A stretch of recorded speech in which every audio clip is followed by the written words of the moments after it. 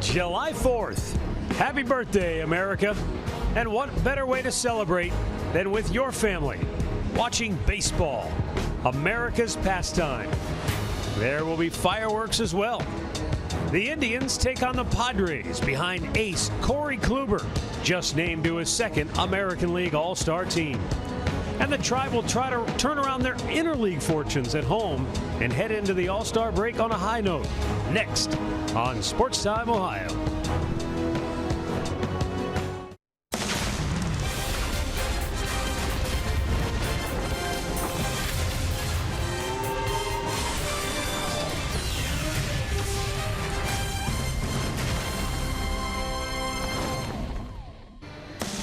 An absolutely picture-perfect, gorgeous 4th of July holiday weekend culminates with today's game as the Indians take on the San Diego Padres here at Progressive Field.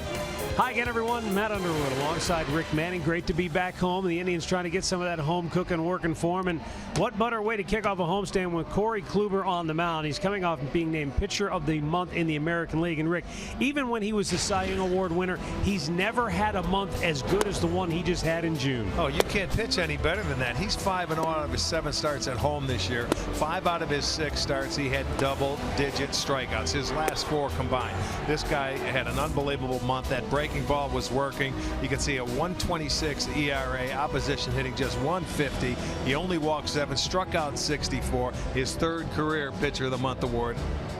Yeah, and think about this. Corey Kluber has never had a month where he made at least 6 starts and given up as few as just 6 earned runs. Impressive.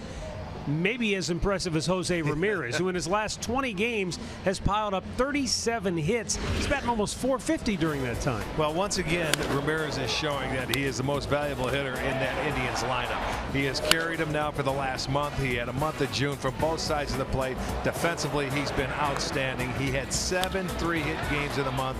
He has 13 on the year. And Jose just keeps doing it. I mean, he's a clutch hitter, 31 runs scored, 24 extra base hits. He now leads the American League with 45 extra base hits.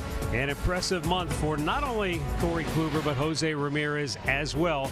And the Indians and Padres getting ready to lock horns here tonight. We'll be back with the play-by-play, and we'll check in with Andre Knott, who has the very latest on Tribe skipper Terry Francona. Cleveland Indians baseball is brought to you by WB Mason, the official office supplier of the Cleveland Indians. By McDonald's, I'm loving it. By your local Toyota dealers. Visit buyatoyota.com. Toyota, let's go places. And by Nature Stone, the only concrete solution.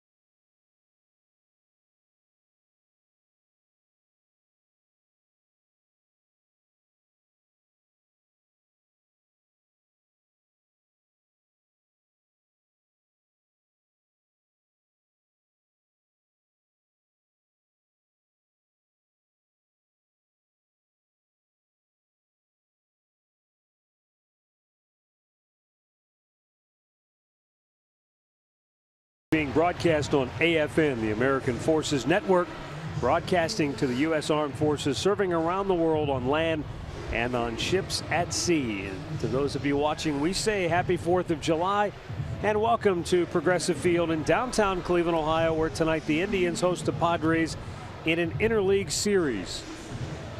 On the mound for the Tribe tonight, Corey Kluber, and here is the starting lineup that he will face for Andy Green and the San Diego Padres.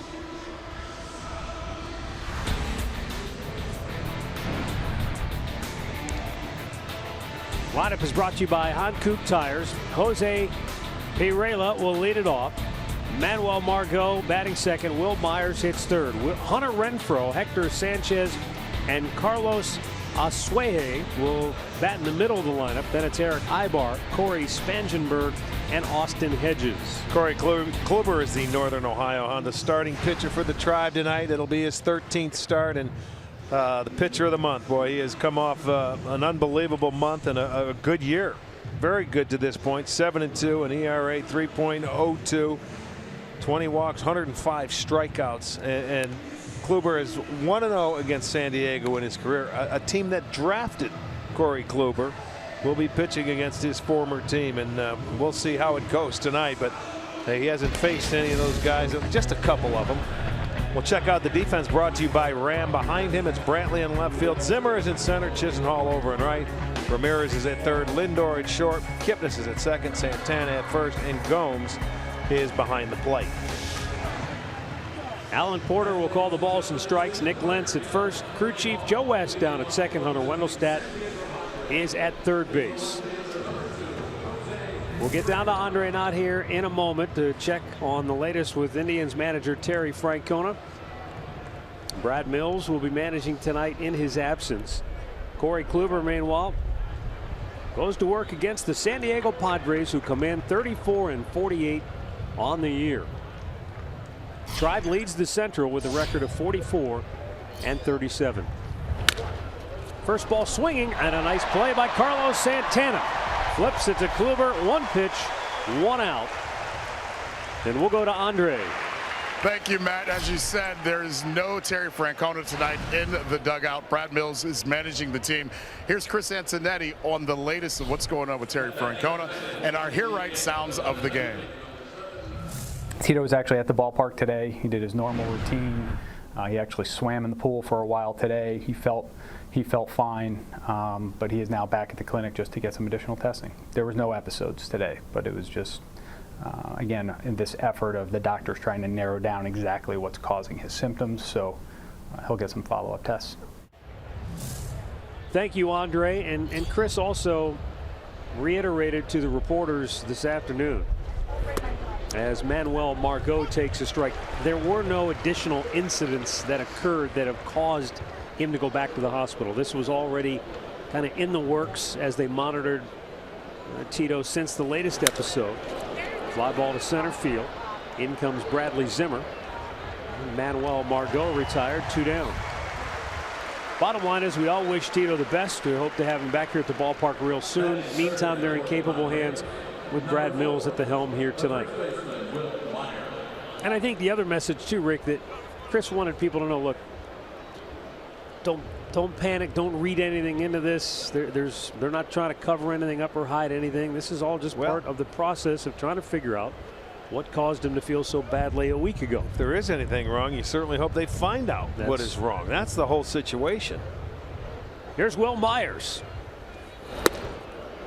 And Corey Kluber with a first pitch strike. Well, with a young team, we'll see how they attack Corey Kluber, the Padres. He's only faced 2 guys on that team. Myers is one of them, who's in the batter's box now, and Ibar. Other than that, these guys are getting a first look at Kluber.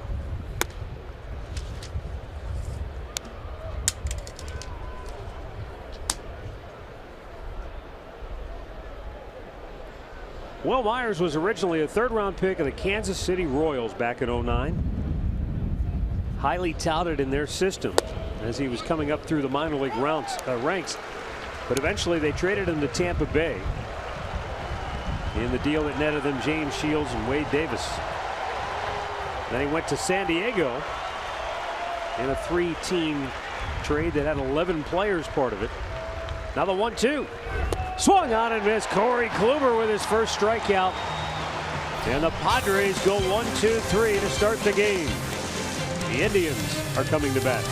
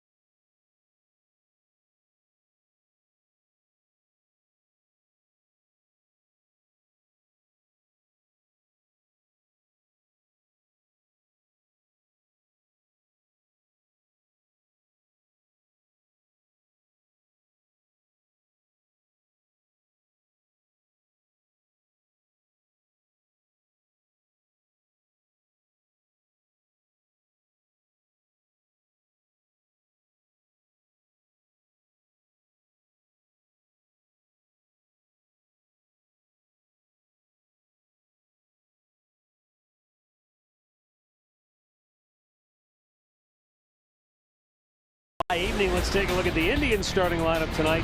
Brought to you by Progressive Insurance. Jason Kipnis will lead it off. Francisco Lindor. Then it's Michael Brantley. Edwin Encarnacion followed by Jose Ramirez.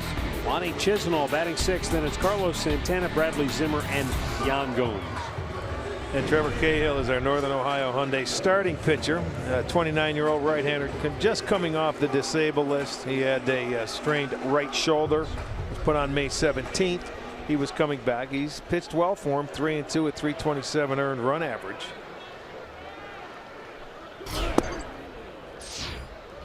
Sinker ball guy. He likes to, you'll see ground balls, and for whatever reason this year he seems to be striking out many more hitters than he once did. Missed outside. 1 ball, 1 strike. For Cahill, he's gone at least 6 strikeouts in all 7 starts this year, which that's a career high for him. Kipnis bunts, and it trickles foul at the third base line. Now, have you ever seen that much of a shift on Kipnis over there with the third baseman at shortstop? That's why he's trying to bunt down the line. And it's a good idea, because Cahill is a guy you can bunt on. He's not a very good athlete on the mound. But that ball, and once it gets on the dirt, it's going to stay foul. But boy, I'm surprised that they're that far. I've never seen a team play that far over for Kip leading off a game.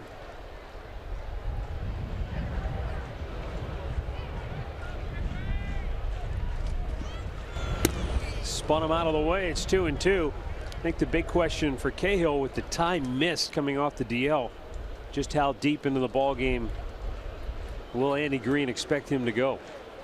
The 2-2. I heard anywhere from 75 to 80 pitches. That's usually because he only made 2 rehab starts down in AAA.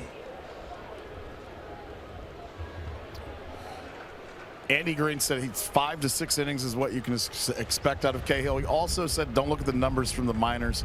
Because he's a veteran, they trust him that he can get deeper into the game, so he's not really going to look at the pitch count that much. Kipnis chases one in the dirt and strikes out. 1 away.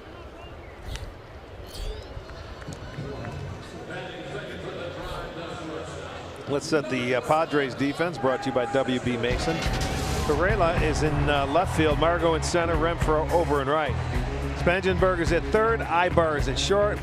Asuaje is at second. Myers is at first, and Hedges is doing the catching.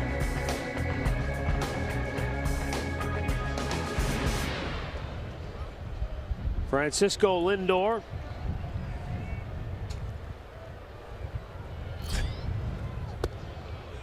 Looks at a first pitch strike.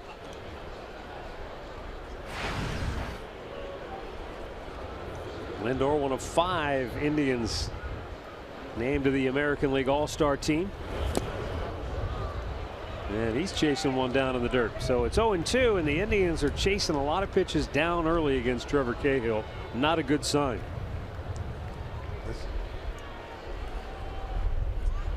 Lindor, last 13 games, has 14 hits, including 4 doubles, a homer, and 10 runs batted in. Fastball sails wide, and it's a ball and 2 strikes. San Diego with Cahill on the hill tonight. 8 men in the bullpen. 3 left-handers for San Diego in that pen.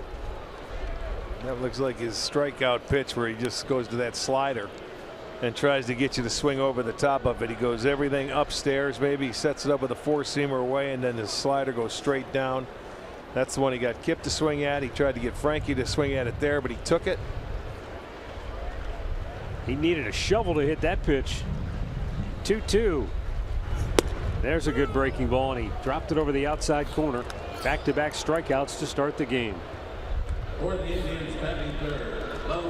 here you're going to see the curveball, and he backdoors it on the outside edge. Good pitch, 80 miles per hour.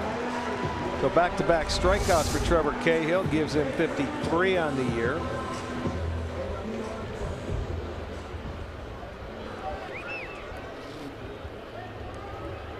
Michael Brantley will bat with 2 down and the base is empty. Another of the Indians All-Stars.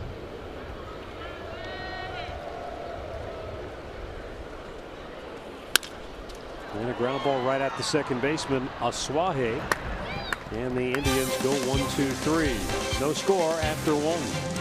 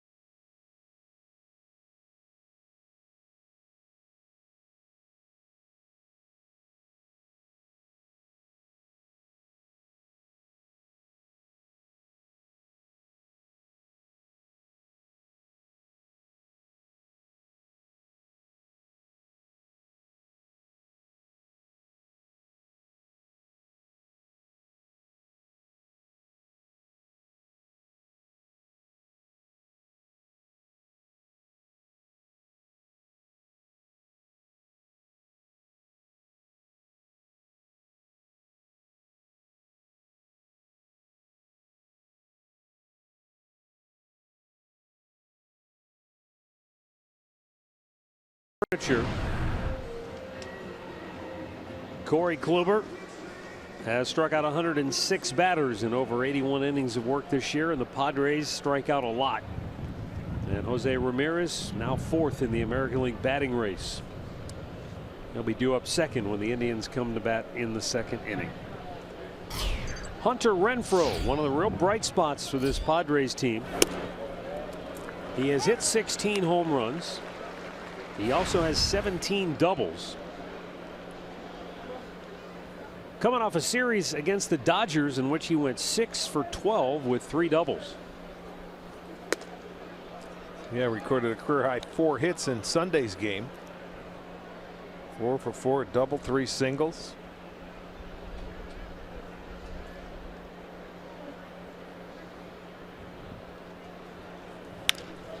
Chopped to third. Ramirez cuts it off.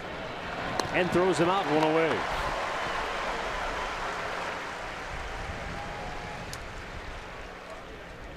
Well, Corey Kluber, as we all know, has been named the pitcher of the month, and this is one pitch that has made him that good. That slider of Corey Kluber, curveball, whatever you want to call it. He calls it the breaking ball. And I'll tell you, the late movement on this pitch, you can see the right-hander see it, and it darts out of the strike zone. And the next thing you know, it's for a ball. The right-handers just can't hold up, and the left-handers, it's down and in, and they swing over the top of it.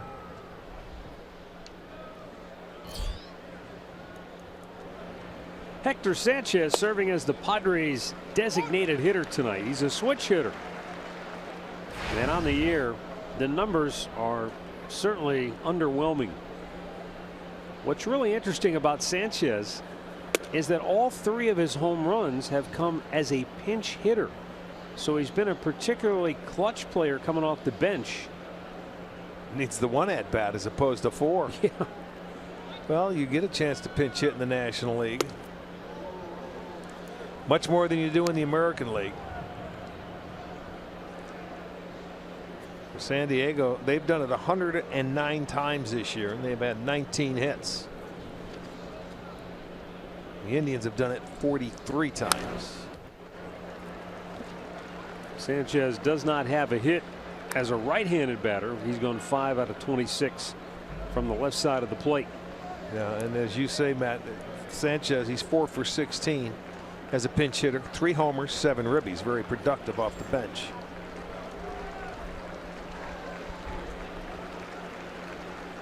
Two.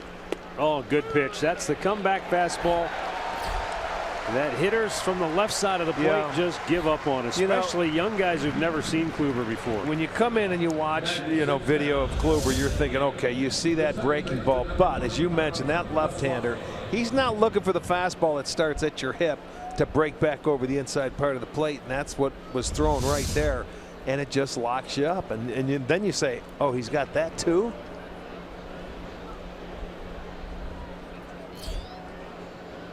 Carlos Asuaje, Padres second baseman, takes a pitch up and away.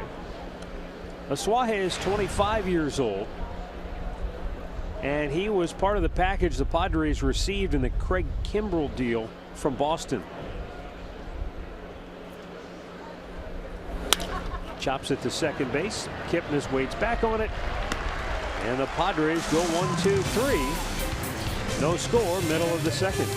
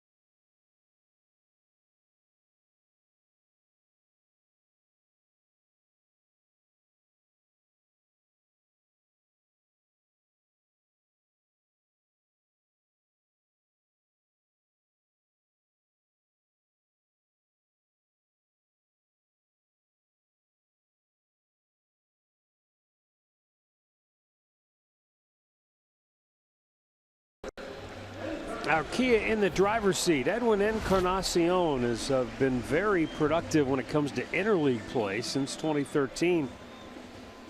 in all of Major League Baseball. He's hit more homers, driven in more runs, and scored more than anybody.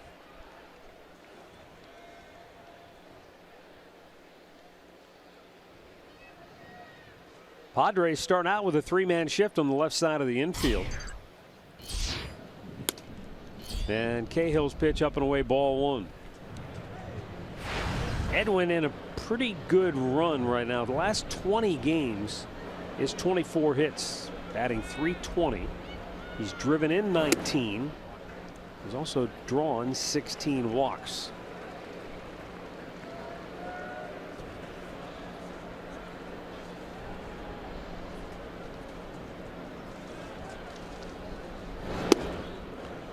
That was a nice pitch, that changeup. You see the movement on it going down and into the right-handers. Encarnacion second in the league in walks with 49.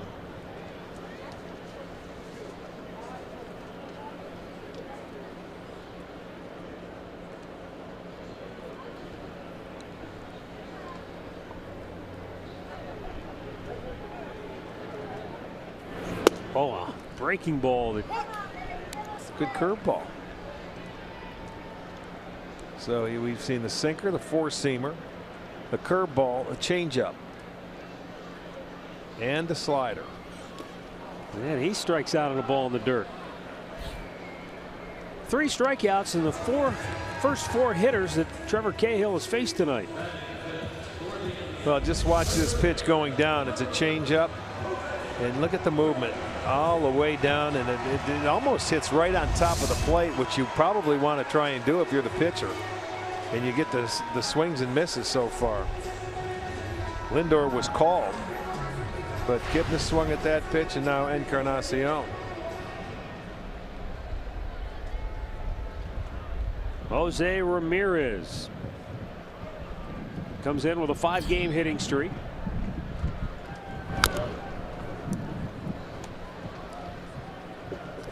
It's almost like the Indians hitters have to gear down to face Cahill. Yeah, he's not going to throw it past you, but his movement it can be tricky.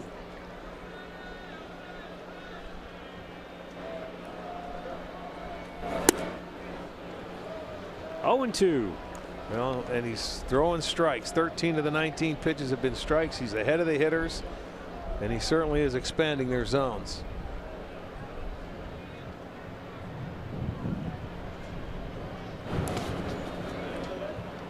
That's a pitch he's had him swinging at. Ramirez able to lay off. 1-2.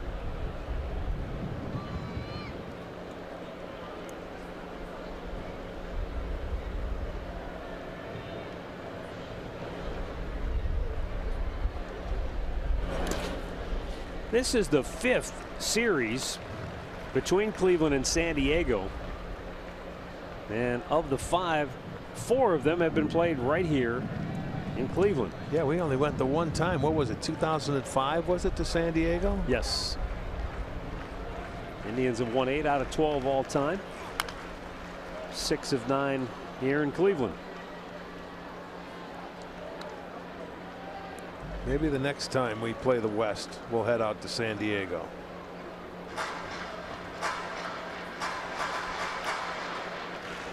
Brad Mills filling in for Terry Francona. You'll note all the players on both sides wearing the 4th of July uniforms. The 2-2. Indians wore them over the weekend in Detroit, but those were the road variety. Yeah, this is what, their 3rd different uniform in 3 days, right? Now they're into the whites. Here's the payoff pitch. Hit well. Right center field. That's in the alley. That'll go to the wall. Ramirez around second. He'll not stop there. He's headed for third. The throw, not in time. Yeah! It's a triple for Ramirez, his 5th on the year. It's going to time for the league lead. You know, he sort of made up his mind. He hesitated a little bit and then kicked it into gear, and they would have had to make 2 great throws to get him at third. As Renfroe dives for the ball in right field, Margot has to back him up, and this is where Ramirez kicked it into gear. There it is. As soon as he hit second, he said, I'm going to third. and it's a perfect time to try. There's already one out. Get yourself at third base with less than 2 outs, and you have an opportunity to score. So Ramirez again gets the first hit and sets up an inning. Padres bring the infield in. Lonnie Chisenhall at the plate. High, ball one. Lonnie Chisenhall has driven in 32 runs in his last 33 games.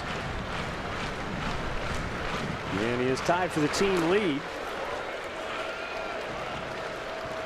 Lonnie and Carlos Santana with 46 RBI, and Edwin Encarnacion right behind him with 45. Well, stay patient. Ramirez waited him out until the full count and got another extra base hit, which leads the league. He now has 46. Upstairs 3-0. There you go. Patience. They can get in the zone because he may not want to bounce it as much as he did with nobody on base with a man on third. He's got 6 already. He's bounced out in front of home plate. Taken all the way, it's 3-1. Batting with runners in scoring position has been sort of mercurial for the Indians this year, but they've been hot of late. Last 19 games as a team hitting .301. Fouled by Chisenhall. I think it came off of his front foot before it bounced up the third baseline, and so a full count.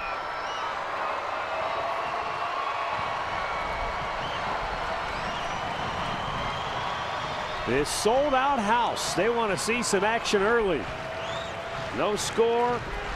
Second inning. Jose Ramirez at third base with 1 out, and the payoff pitch. Out of play. You couldn't ask really for much better conditions on the 4th of July. 74 degrees. Few clouds overhead. There is a bit of a breeze blowing in from right tonight. And the payoff pitch. Slowly chopped to Cahill. He barehands it. Throws to first. Here comes Ramirez. Throw to the plate. They got him. And a double play will end the inning. So a 1-out triple by Ramirez ends up nailed at home to end the second.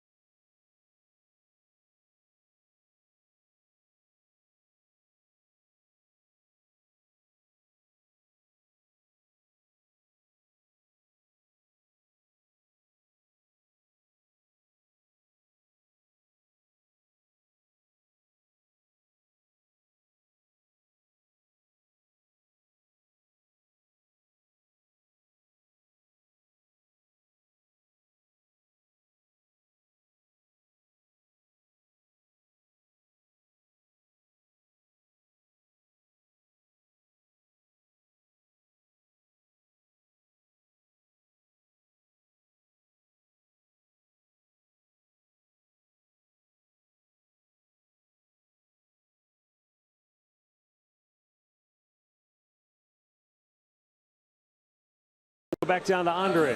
Well, thank you very much, Matt. Here on this 4th of July, there is a special baseball that's being used. We've seen this on all special dates around Major League Baseball, whether it be Mother's Day, Father's Day. But today, this one is kind of special if we can get up close to it. you see the seams a little bit different. They're red and blue, red, white, and blue. Pretty fun, different thing to see with the baseball. Right. But the seams are pretty high arch, just so you know. And also, Tito's not here, and then Millsy wanted to let him know he threw a piece of gum at me before the game to make me feel at home and make everybody feel like Tito was still here. All right, thanks, Andre. Eric Ibar swings at the first pitch and pops it sky high. And Jason Kipnis takes care of that and 1 out. That's only the 18th pitch Corey Kluber has thrown here tonight. The third baseman, number 15, Corey Spangenberg.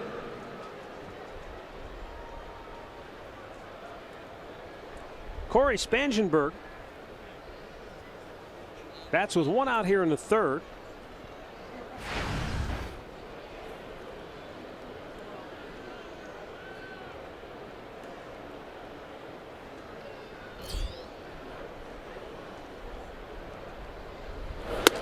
And a fastball up high, 1-0. Spangenberg batted .299 in the month of June.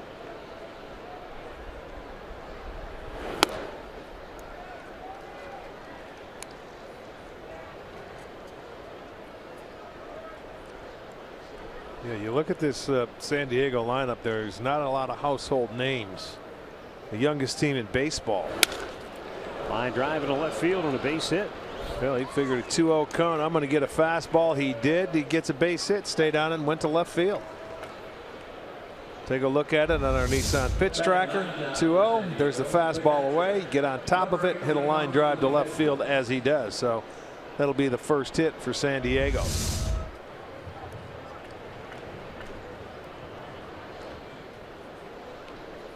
Catcher Austin Hedges, a former second-round pick.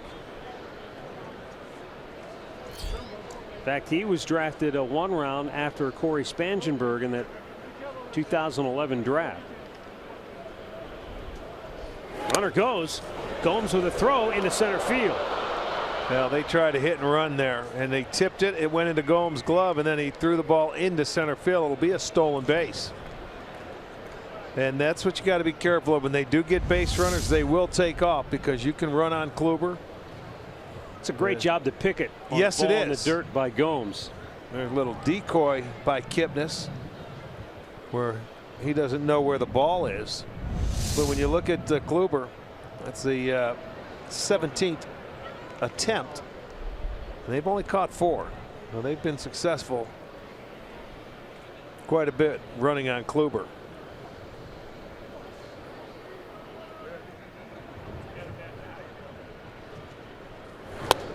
Austin Hedges wailing away. It's 0-2. You know, Matty, Rick, I know that you guys just talked about how there's some unfamiliar names we see out there with the Padres. And before the game, Andy Green, the manager of the Padres, said against a guy like Corey Kluber, we're going to do anything and everything to try to get a run, to try to get runs early and try to score upon him. He thinks a win versus Corey Kluber would do wonders for his team and just their ego going forward. It sure would. So they're going to be aggressive. They're going to hit and run. Yeah. They're going to bunt. They're going to do a little bit of everything tonight. I expected them to do that. If they get base runners, which may be few and far between, you know, you get the 8th man who gets on, even though there was 1 out, first pitch, they're going to try a hit and run. But he ended up stealing the base. And you have to do that with young kids when you're facing one of the game's best. Austin Hedges has 11 home runs. That's tied for the most among National League catchers. But he strikes out against Corey Kluber. He was simply overmatched. And Kluber has now fanned 3 on the night. First time through the order, Padres are 1 for 9 against Kluber. Look at the sequence. And there you go. A little cutter away that puts him back into the dugout. Back to the top of the order, and Jose Pirela grounded out his first time up. In fact, he swung at the first pitch. Panama native. And that's something that is not a surprise to see Padre hitters being aggressive, especially some of the young hitters who aren't familiar with Kluber. It's almost like you wonder, have they been sort of psyched out mentally?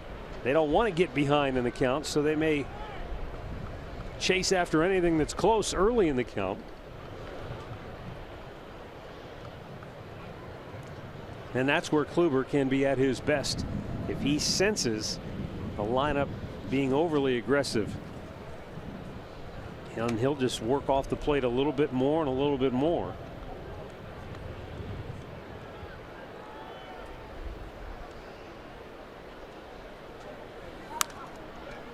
Pirela was originally signed as a non-drafted free agent out of Panama by the New York Yankees,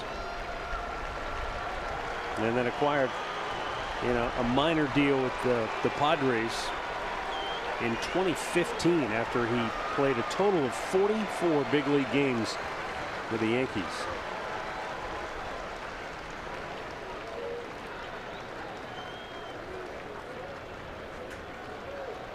Last month, Pirela had a 7-game hitting streak. Been outside 1-2. Maybe wanted to see how far out he would go and how aggressive he would be before he's going to maybe throw him the slider here.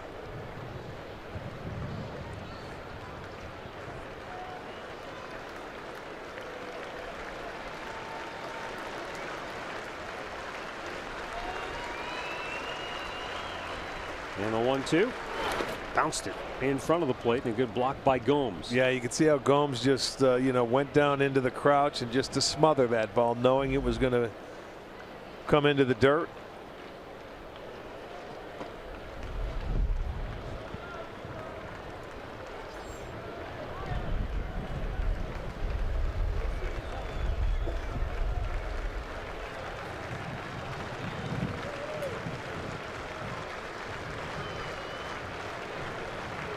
Spangenberg at second base with 2 down. The 2-2 is line to center. Zimmer racing over, leaps up and makes the catch.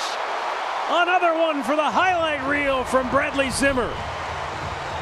On a dead sprint, he had to leave his feet, but this time it was to get up in the air and make the grab to save the day.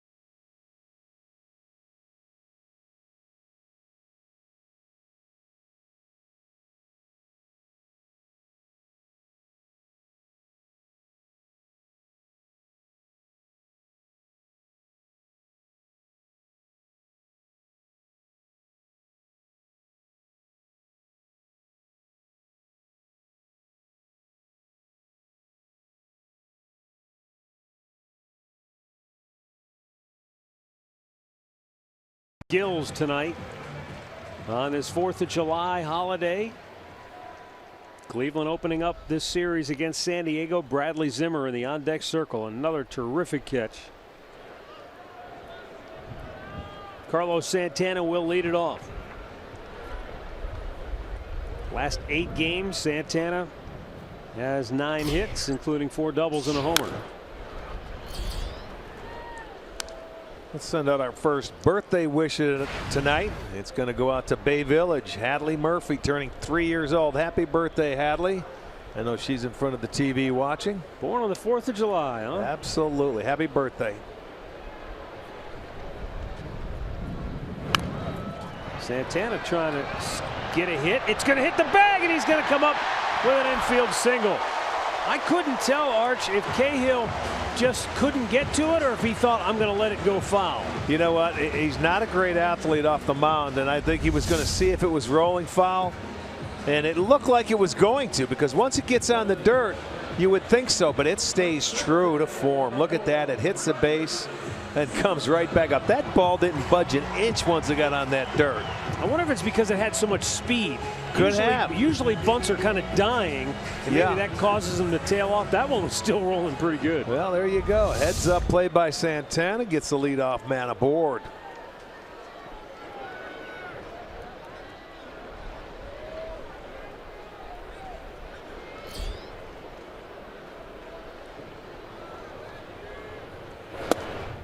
Bradley Zimmer looks at a pitch just off the plate.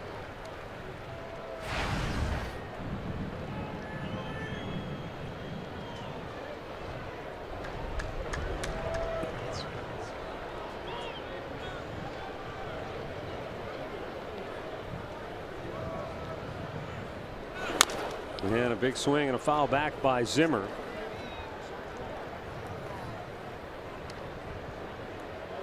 Bradley was all over Comerica Park last weekend, making catches in the right center field gap, the left center field gap, and now here tonight, a different type of running catch for an this one he outfielder. had to go up. He had to elevate because it was a line drive and it was over his head.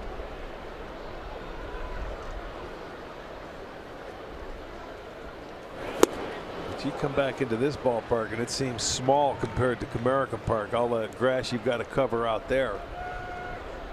Is it 420 feet straight away center field, and it's deep into the power alleys.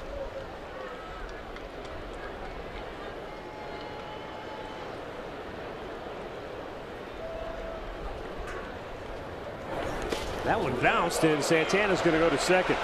There you go. That's the one thing when you're a sinker baller like Cahill. When you take that double play away, that can hurt you because you know he's a ground ball pitcher. But that's number 7 down in the dirt, and that just does everything in his power to get over there. It hits the side of his chest protector and just deflects off. Sometimes you look at that pitch, at least in full speed, you wonder how it didn't hit the hitter. It's going right at Zimmer's foot. You know, you just wonder sometimes of catchers when they got to catch guys like Cahill. It's going to throw a lot of pitches in the dirt. They have their work cut out for them. 2-2, and Zimmer fouls it right back. You think maybe after the game they'll spend it in an ice pool back in the clubhouse. Well, I think if anything, as a catcher, you really have to be mentally geared up for knowing what's coming tonight. It's not going to be one of those sit back in a rocking chair and just boom, boom, boom. No. You're going to have to be active all night long. And, you know, unfortunately for a catcher, all it takes is to be lazy one time, and it could cost you big time. Yeah, and you don't even have to be lazy. It's just how the ball bounces off the dirt. Outside, he missed, full count. Again, this has been the impressive one of the many. He's been impressive overall. But the eye Bradley Zimmer has displayed as a rookie has been impressive.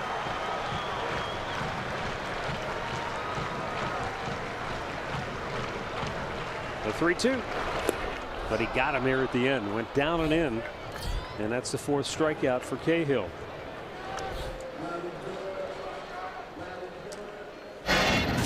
Here's our cricket smile, showing off some of the That was over the weekend. great plays Zimmer has made.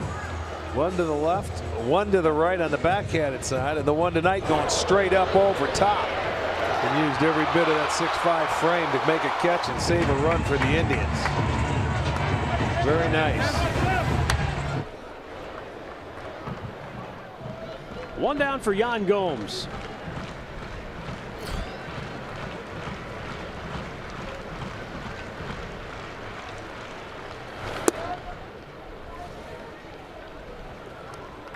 It seems like you've got to be patient with Cahill and wait him out. You should be deep into a count. You know, you get to 2-2.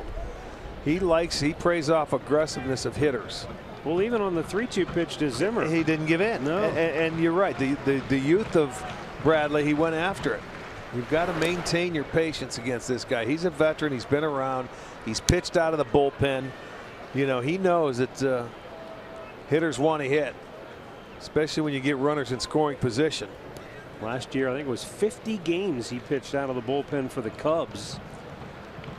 He's got a very good average against hitters, just 7 for 32 coming into tonight with runners in scoring position, which equates out to 219 average. Yeah, he pitched 50 games last year for Chicago. 49 of those were out of the bullpen. He made 1 start.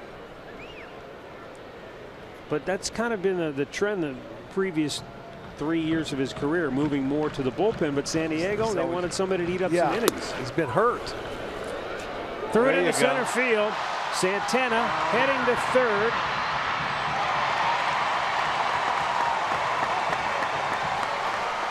And so the first error of the night charged to Austin Hedges, maybe trying to be a little too aggressive in that situation. Yeah, he thought that Santana was way off, and then you could see that throw short hops and went under. I don't know if it hit his foot or not. It did. I think it hit Santana. It looked like it stopped that ball a little bit, but he went on and went to third base.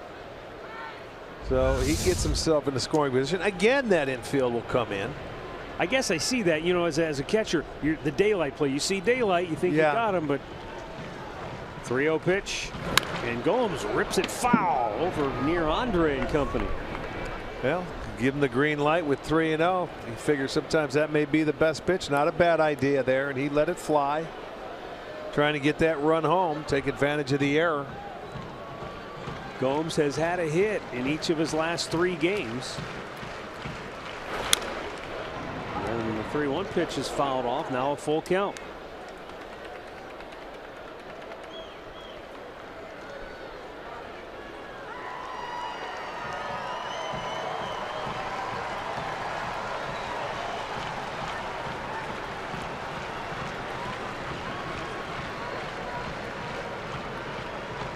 Payoff pitch. Well, popped up. I don't think it's deep enough. No. We'll see. Renfroe charging in, makes the catch, and Santana has no chance to get home. After a nice 3-0 count, an opportunity to get that run in, he couldn't do it. Injury report brought to you by the attorneys at Elk & Elk.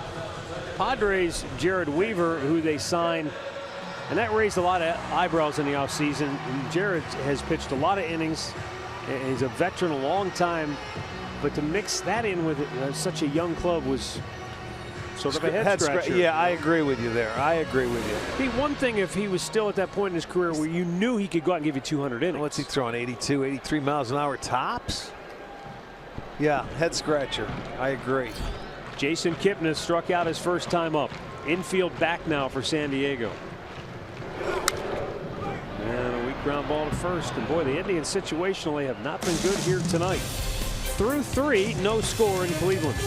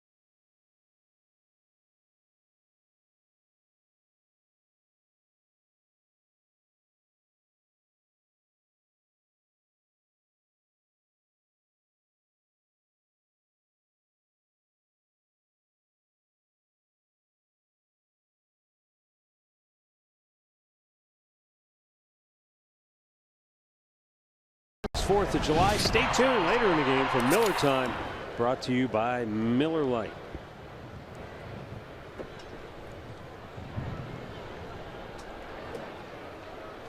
Sold out tonight here at Progressive Field. They were lined up early for the Francisco Lindor bobblehead doll. Yeah, what a night here tonight. Manuel Margot leading off the 4th for San Diego. Fly to center is only time up.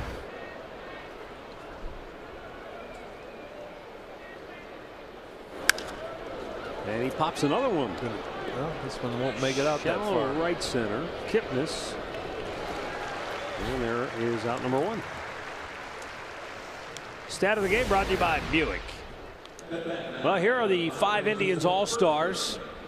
Corey Kluber coming off Pitcher of the Month honors in the American League. Andrew Miller has been dynamite all season long. Michael Brantley riding an 8-game hitting streak. Jose Ramirez, what an incredible season he's had. Francisco Lindor got off to a blazing hot start and continues to play solid every day. Defense at shortstop.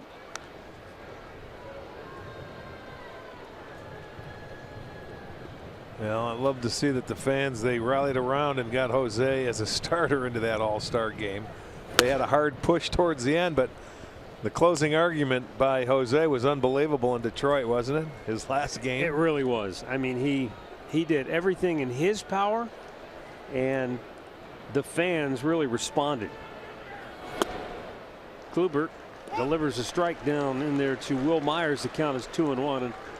And as Andre is well aware, he didn't do it by himself. There was certainly a great job done behind the scenes campaigning for sure for Jose, and and social media. But boy, the fans got behind it big time. The fans turned things around. I believe Friday night we all sat here and we knew the numbers that he was down, or it was a couple nights before that, and he appreciated that. Jose went out of his way to say thank you to the fans, to his teammates, and after this pitch, I'll tell a story when he found out. In the dirt, full count. We had the game obviously Sunday afternoon, and the players and manager were privy to who had made it and who hadn't made it, and we had an idea, and they found out before the game on Sunday. And Tito said there was nothing like seeing the other teammates and other coaches cheer when they found out that he made the team, that he almost had a tear in his eye. We talk about how tough Jose is, but he appreciated it. He got hugs from everybody. Then he went out and had one of the best games of the year. Yeah. Here's the payoff. Will Myers chases one in the dirt. Gomes will have to pick it up and flip it to first. 2 down. Yeah, Andre, I don't know if you heard it or not, but Brad Mills told me before the game that the room erupted when Tito told the team, and he said it was really great to see how the rest of the team responds to Jose Ramirez. He said it really tells you, how much pull he has in that clubhouse. That's the one thing we continue to hear. The one thing, other thing that Michael Brantley said to me that blows them away is that he's an all-star at a position he never played in the minors. I don't know off the top of my head, and we can look it up, but how many guys in 2 years go from a guy that's starting at shortstop to left field to the all-star starter at third base? Very impressive. I still get a kick out of when he did his spot for the All-Star game, both for Kitten, for Lindor, and everything. I got a kick out of that. I think Miami's going to get a kick out of him. I think the rest of Major League Baseball is going to get a kick out of seeing who this guy is and what he's really about. Just don't touch his head. Don't touch his head. Do not. And I think he's fallen in love with the fans. That was another thing in Detroit that he really went out of his way to say to me. He kept saying, this is awesome. This is awesome that the fans are behind me. Well, think about it, Andre. I mean, has it ever happened for him in his life, to have a fan base, I mean, truly behind him like this? It's got to be pretty heady stuff. Yeah, I would say, without thinking, this is probably the best for him. And I think Terry Francona said something in spring training. I think he said it to us during one of the last spring training games, that he thought that Jose Ramirez would be a better hitter, a better player, once he signed that contract during the spring. Yeah. And I remember, I didn't question it, but remember I thought about it. I was like, hey, you really think so? They're going to say it's a good strikeout. Yeah, it Gomes lost the ball when he was taken out of his glove, so the inning is over. Another K for Kluber. That gives him 5 on the night through 4 scoreless innings of work.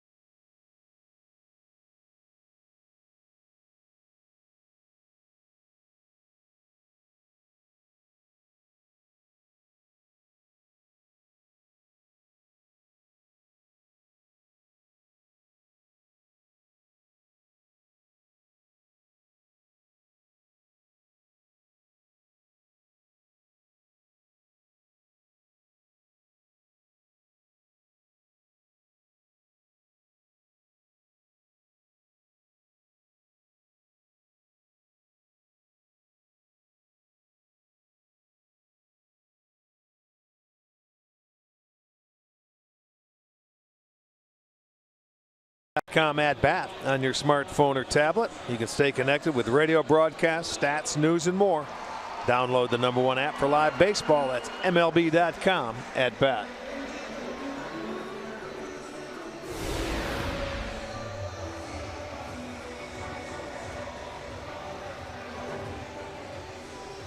No score. Bottom of the 4th. Francisco Lindor will lead it off.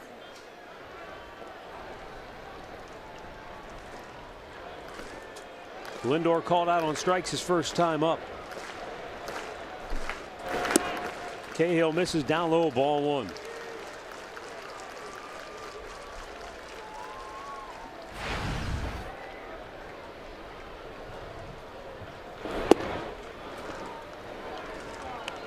I know it's early, but you just kind of get the feeling, or at least I do, that this is a different type of crowd than we've seen throughout much of the season. Even when we've had some big crowds. This one, because of the nature of the holiday and the fact that they've been off probably most of them since the weekend, they're waiting for something to just get up and go crazy about. Well, they're waiting for the Indians to start playing a little bit better at home. They're waiting for them to start playing well against the National League. You know, 2-9 on the year. They want to see a win here tonight and get it rolling at home. So far, the Indians have 2 hits, and they've had a runner at third twice with 1 out. But they have been unable to execute to get them home to this point. And Michael Brantley bats with 1 out here in the 4th.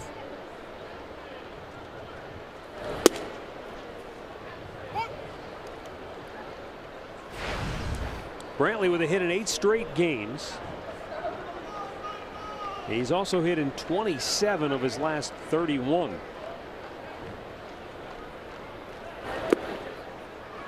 One ball, 1 strike.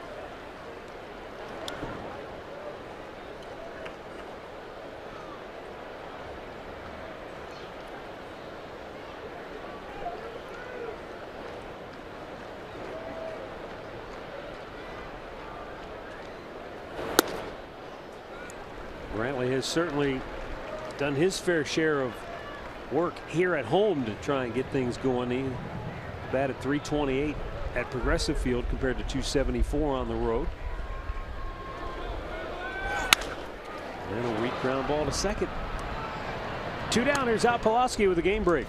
All right, Matt, Rick, let's head out to Seattle, where today Felix Hernandez is getting knocked around the park. Our showstopper is Mike Moustakas, his 24th home run of the season here in the 4th inning. A 2-run shot. Kansas City has the lead 6-2. He's also one of the final vote guys in the American League that you can vote for to make the All-Star team, fellas. I'll tell you what, I kind of like him, but Xander Bogaerts, he's another one that could go. What do you think? Well, they're all eligible. I mean, they're all good enough to get up there. It's gonna. When is the final vote? When does it come out? When do they announce that? Does anybody know? Okay. What about a couple of days? Yeah, that work for you? That works, Matt. Thanks. I appreciate that. Well, we'll follow closely on that final vote. Well, you figure the game's Sunday. So, or I mean, the game at the end of the first half is Sunday. Friday. Maybe they'll do it Friday. Next Tuesday, so give them some time to vote.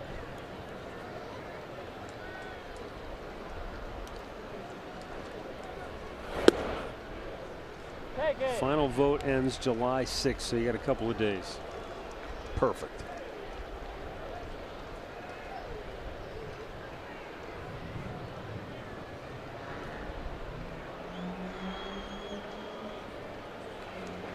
Two-one offering in. It's in the dirt. Edwin struck out in the 2nd inning. Batting with 2 down and the bases empty here in the 4th.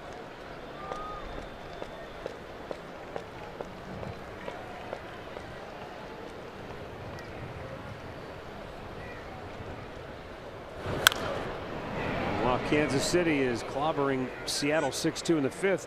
Minnesota earlier today eked out a win over the Angels. They won 5-4. Byron Buxton homered in the 6th inning to give the Twins a 5-2 lead. Angels rallied with a run in the 9th to cut it to 1 run, but that's as close as they got. So the Indians lead currently sits at 2 games over Minnesota. Kansas City 2.5 back because they're still playing.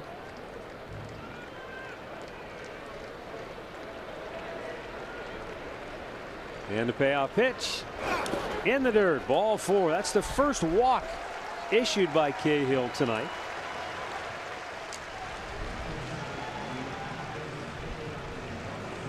Over in the National League, the final vote, guys. Chris Bryant of the Cubs.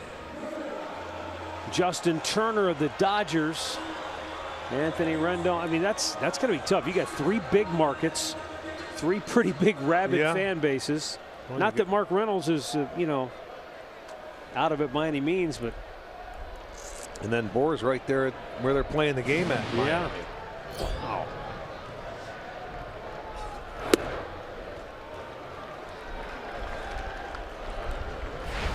Ramirez tripled his first time up. Got to a full count and hit a ball in the right center field gap.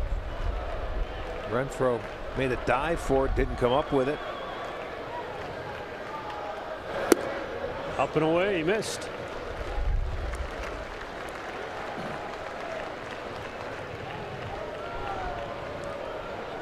Where you go? Most by an Indian before the All-Star break since 2008. Grady Sizemore had 46, and that's what Ramirez has. And you would think he's going to get another one this week. Ground ball, base hit into right field. It went by Myers. Encarnacion headed to third. Renfroe's throw is cut off. Indians at the corners with 2 down, and Ramirez is already 2 for 2 tonight. Yeah, this time finds that hole between first and second. Encarnacion on first base, and he's going to be able to get to third because they were playing him over towards right center field. Look where the outfield is. Once it gets under the glove of Myers, no problem for Encarnacion to go to third base. They cut it off. He didn't have to slide. He could have went in standing up, and they throw behind. But Ramirez 2 for 2 now, but there is 2 outs. Heads up on third base in case a ball goes in the dirt. We've seen that happen today.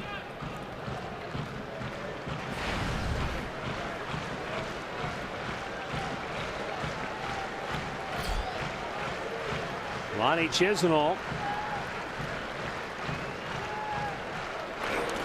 That gets away. Encarnacion was bolting home, but then jammed on the brakes. Ramirez moves into scoring position. Well, there's Second no problem. wild pitch of the night. No problem for Ramirez to get to second, and Encarnacion thought about it. He had a good jump, but it just didn't go far enough away for him to come. Not with his speed. You know, that ball deflects off the chest protector again, deflects to his right. But you can see you want to get off. There might have been one guy that could score on that, and that's Zimmer. So Lonnie Chisenhall now has a pair in scoring position, and he's been very good, batting .353 this year with runners in scoring position. Though he did ground out in that second inning. And he had Ramirez at third.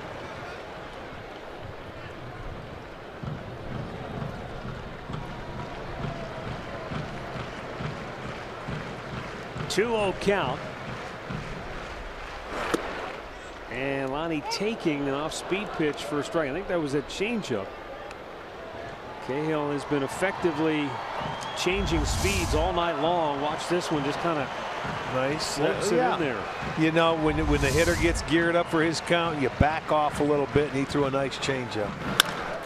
Lonnie rolls over on it, bounces it to Asuaje, and the inning is over. 2 stranded in scoring position here in the 4th, and we are still scoreless in Cleveland.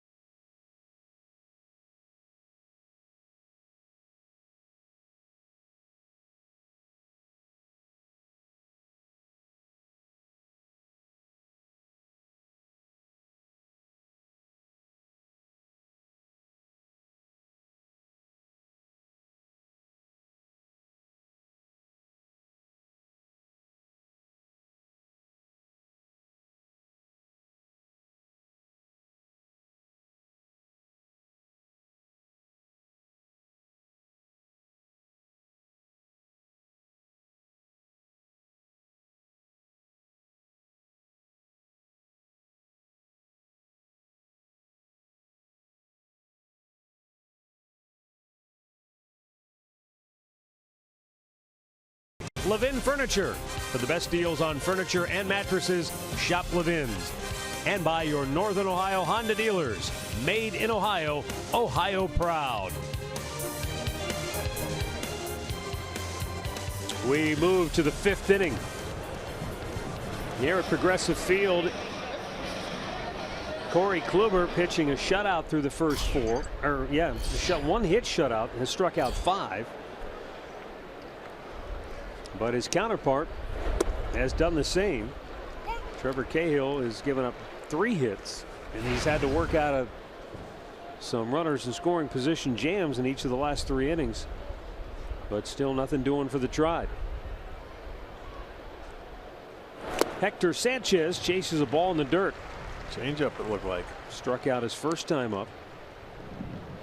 That's another pitch that Corey has incorporated into that game plan against left-handers this year, and he's done a nice job with it.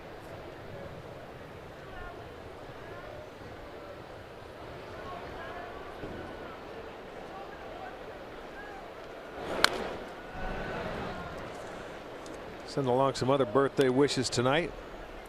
Audra Stanford of Southington, Ohio, is turning 93, and Harold Nussbaum of Orville is turning 89. Happy birthday to you both. Hope you enjoy the July 4th celebration. A little bit low. Happy 96th birthday wishes tonight to Milan Milosevic. You may remember his son Dave Milo is a local radio personality. Happy birthday to him. There's a ground ball up the middle, and that's through, and it's the 2nd hit of the night for San Diego. First time they get their leadoff man aboard. Well, that put up a good at bat there. Nice swing on a pitch. He had him down in the count, but he works it, stays in there, got a fastball away. Ends up pulling that ball up the middle past Kipnis at second base. So now we'll see what happens. They said they're going to try to do everything they can when they get runners aboard. They have a leadoff man aboard. Let's see if they bunt, they hit and run. Now the tough thing is that Sanchez doesn't look like he can move that quickly. That's the problem if you're Andy Green. This is the one guy that makes it tough because he's a catcher by trade. Right. Carlos Asuaje grounded out his only time up.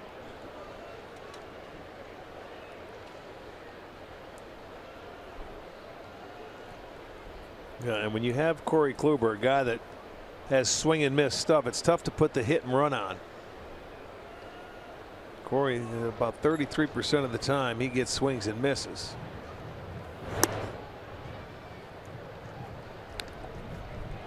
Asuaje, not a big guy, 5'9", 158 pounds, and he came along with Manuel Margot in the Craig Kimbrell trade. They really like Margot in center field. Feel like he's going to be around a long time for them.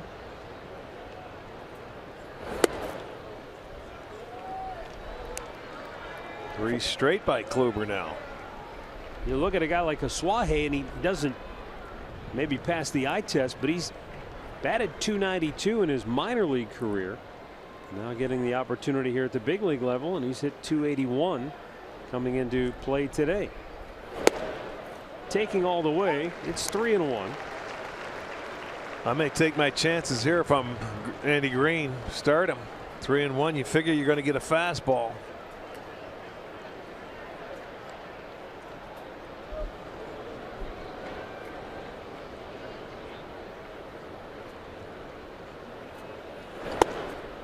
Ball 4, Good and eye. there are 2 on with nobody out. Good eye, patience.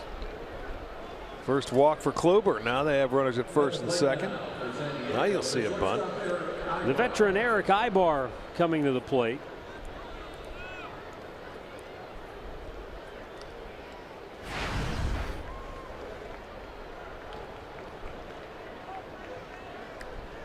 Ibar took a long look down at Glenn Hoffman, the third base coach. All those years that we watched Ibar with the Angels, you know he can handle the bat. Yes, he can.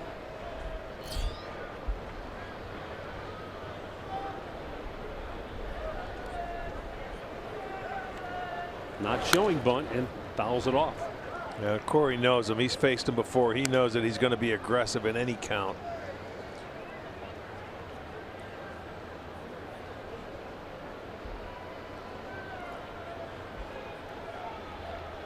Sometimes the problem with bunting, even when you got a couple aboard, is where you're at in the lineup, and behind Ibar, young players like Spangenberg and Hedges. Yeah, you're at the bottom part of that lineup, but you have to try something. The 0-1. Double play ball to Lindor. Steps on the bag, but he doesn't have time to turn two. I guess it was a little bit slow development, and Ibar still runs well. Yeah, it was just an in-betweener. He didn't want to flip it to Kipnis because he didn't think you were going to get it. If he had his choice, he would have done it on his own. But you see, Kip gets out of the way, and they just didn't have the time. He was too far away from the bag. Now, whether he gets it to Kipnis, if Jason could have turned it or not, it's to be seen. But he still has a double play in order. But they do get a runner over to third base.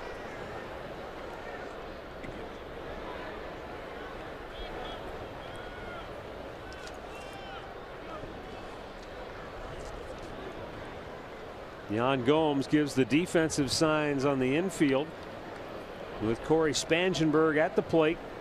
First and third, one out.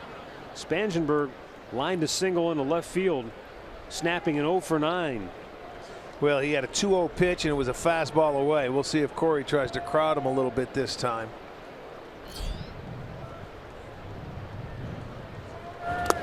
Good block by Gomes.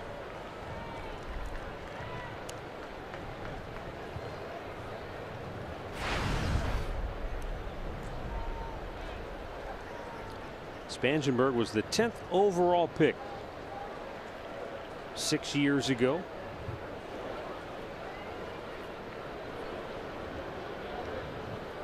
Padres drafted him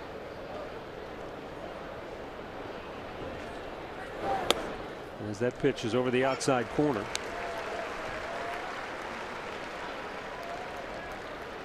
He took that chance. He took that chance of throwing the breaking ball away after he was behind in the count 1-0. But he hit with the breaking ball. Comes the heater in.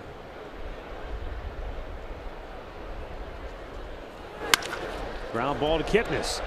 Bobbles it. Gets. No, he didn't get the out. And yes, they did get the out on the second try, but a run scores and the Padres lead it 1-0. That's a double play ball. Kluber made his pitch and Kipnis didn't turn it. He first bobbled it, and then on the throw it was wild to Lindor, and then he had to come back and tag him because he was off the base, and then he tags him before he goes in there, so they only get one. He gets the RBI, but that's a double play. They could have been out of the inning. So 1-0 San Diego, and Austin Hedges is the batter.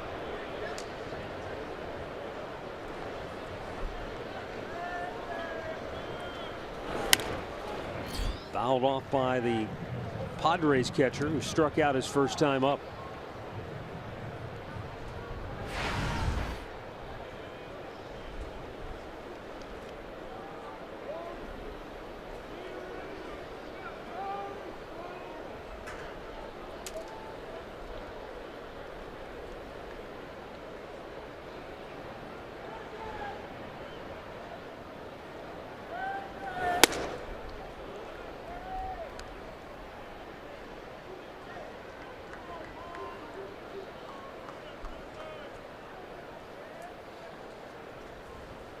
Spangenberg has stolen 5 out of 6 at first base.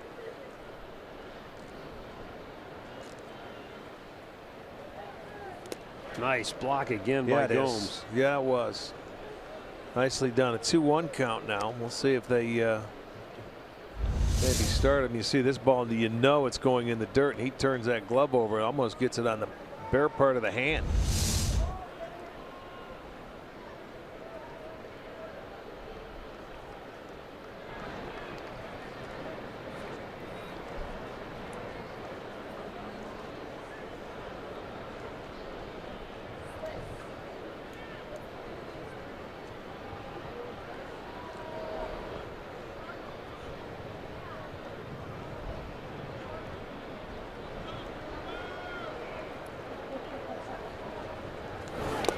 Chased one, and it's 2-2.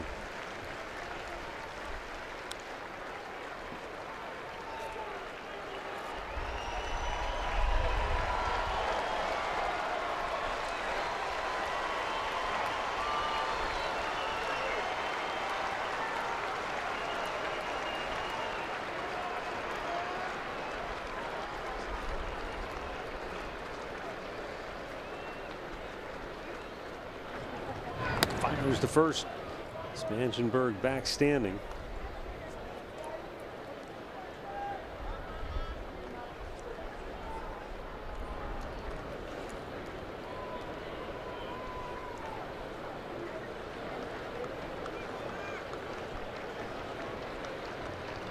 Two down, 2-2 pitch.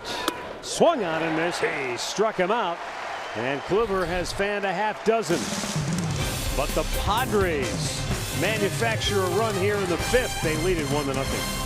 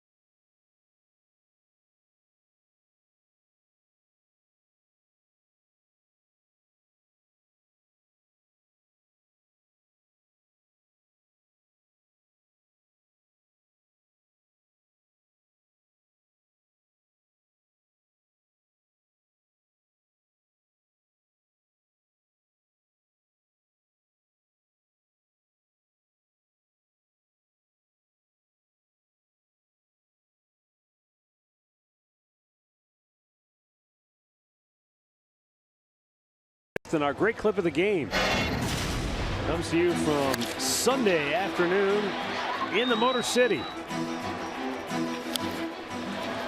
Carlos Santana had an RBI double in the third and a 2-run double in the sixth as the Indians exploded for 11 runs in the series finale to beat the Tigers and take 2 out of 3.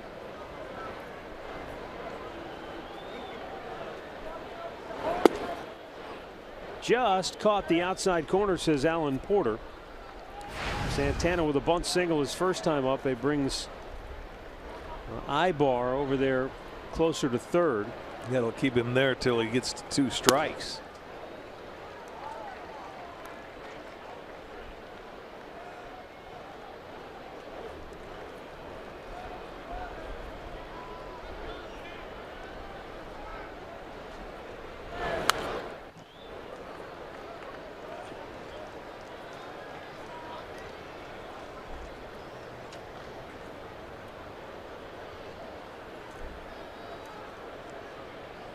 Over 1,000 games in his career here. Ties Al Rosen, 27th on an all-time list.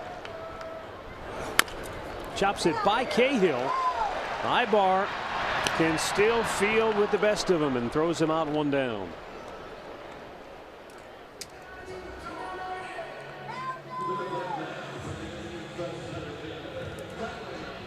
I'll bring up Bradley Zimmer, who struck out his first time up.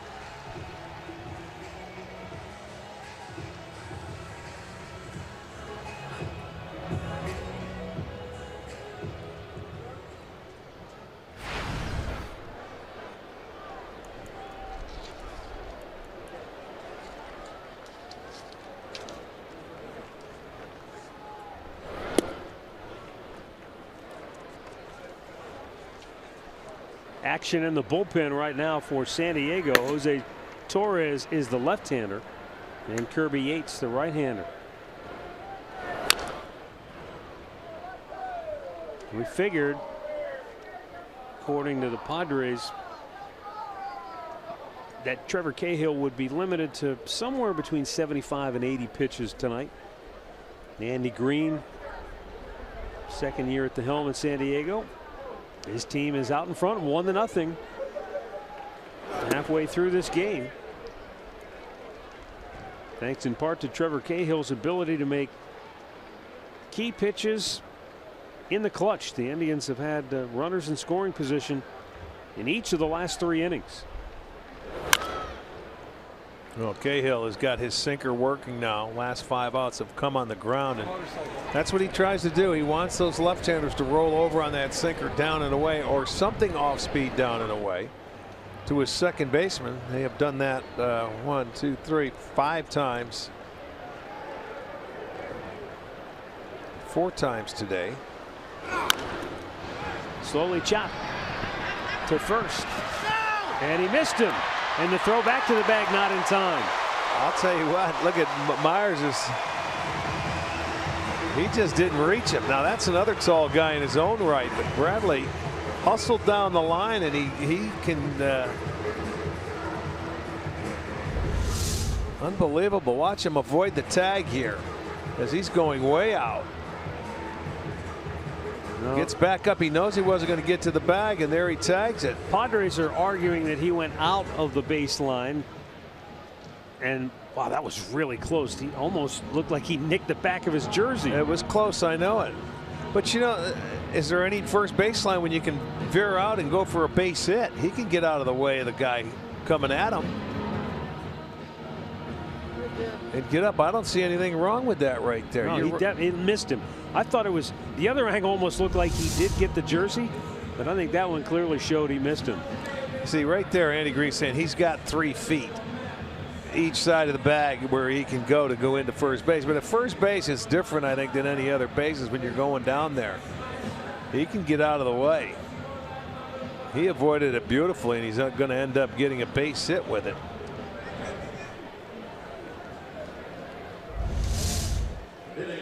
He wants to come up and tag, but then Zimmer goes out of his way just enough. He just missed him. He missed the bag, but he realized it and got back up quickly and touched it. He earned himself a base hit right there.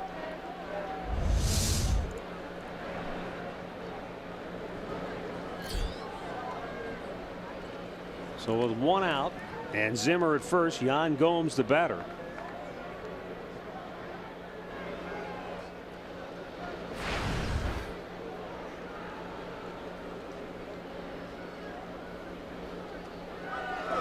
Runner goes. Here's the throw, and it's close, but he's safe. You see how he's holding on to that bag now. Man, he gripped it, and I mean with those fingers like falling off a building. He was able to hold on to it. He had a good jump. It was actually a nice throw by Hedges. And watch, he slides in there. He's going to come across the bag, but he's able to hold on to it. Nicely done. That'll be his 8th stolen base. Padres are taking a look to see if they want to challenge, but it appeared that he did steal it cleanly, and now they say no thank you. Yeah, I don't know if they would have had a look at it. I think he was in there.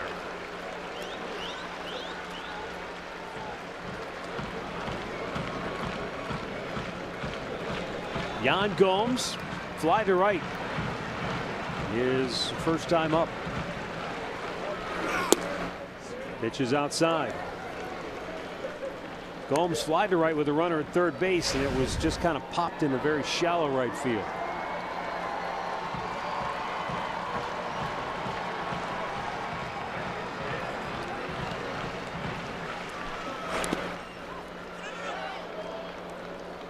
Again, Hedges goes down to block another one in the dirt and does a nice job. Zimmer, I'll tell you, he was off at second and about halfway to third. But boy, he has really done a pretty good job back there tonight trying to handle Trevor Cahill. .13 in the dirt so far.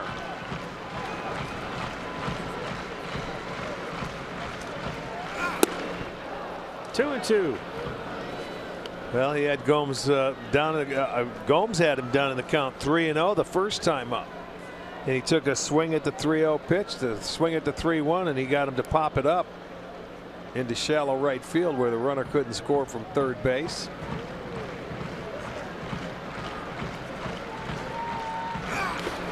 In the dirt. And a full count now. Be interesting to see what Andy Green does if Gomes reaches here. Cahill would be facing the lineup for the third time around, and he's already over 80 pitches now.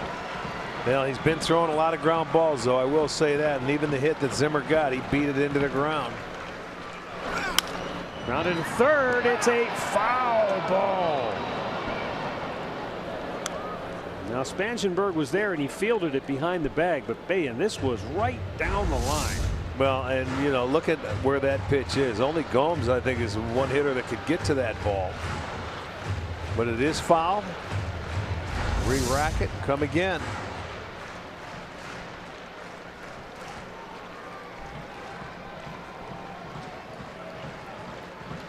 Five times Indians hitters had a full count. They're 1 for 4 with a walk.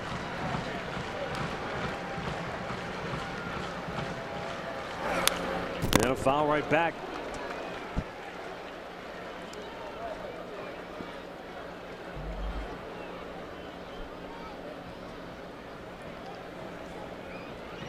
Indians had a runner at third with 1 out in the second. Didn't score. Runner at third, 1 out in the third inning. Didn't score. Second and third, 2 down in the fourth. Did not score. Now the payoff pitch to Gomes, and it's high, ball 4. 2 on, 1 out, and Andy Green has already made his decision. Yes, he has. That he will go to the bullpen with a 1-0 lead here in the 5th. Makes the slow walk to the mound. He had 2 relievers up and ready, a lefty and a righty. 85 pitches too for Cahill. He hasn't made the move yet. He'll point to the left-hander. And so the Cleveland Clinic call to the bullpen is made for Jose Torres.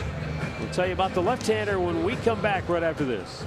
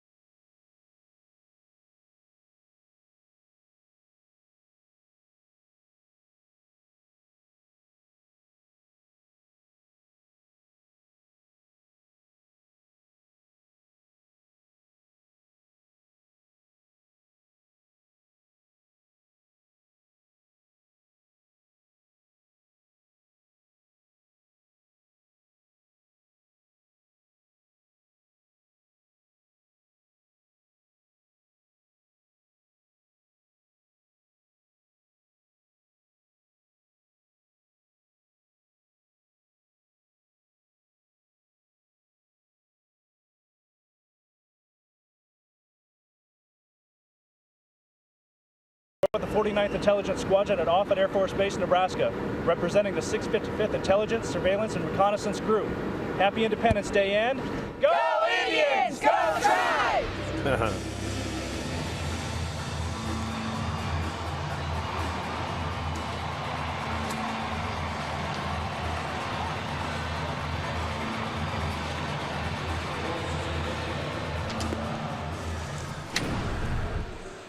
New pitcher for San Diego is Jose Torres. Left-hander comes on to face Jason Kipnis with 2 on and 1 out here in the 5th inning.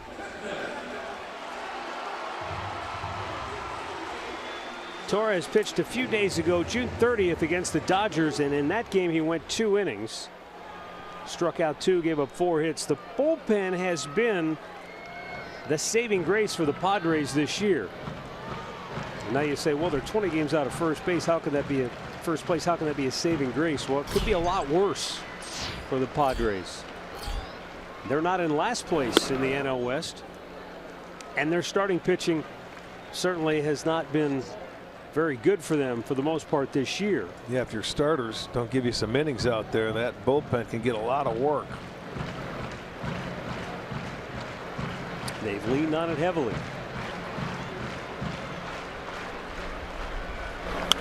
Fouled back.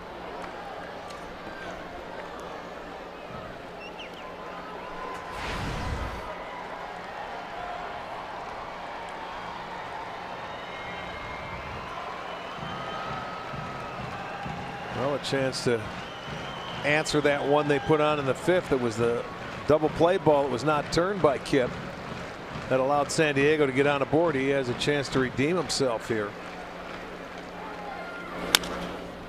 Ground ball to first. They go to second for 1, and that's the only out they get, but there are now 2 down in the inning. Gomes is erased. Kitten is now 0 for 3 and just 1 for his last 13.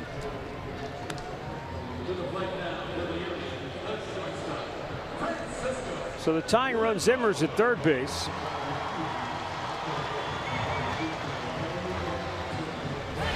And Francisco Lindor 0 for 2 on the night at the plate.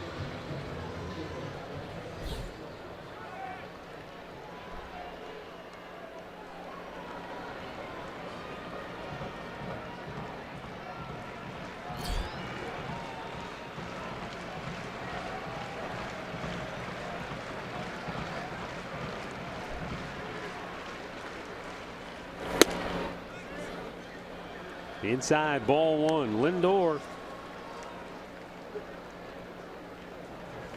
batting .291 from this side of the plate.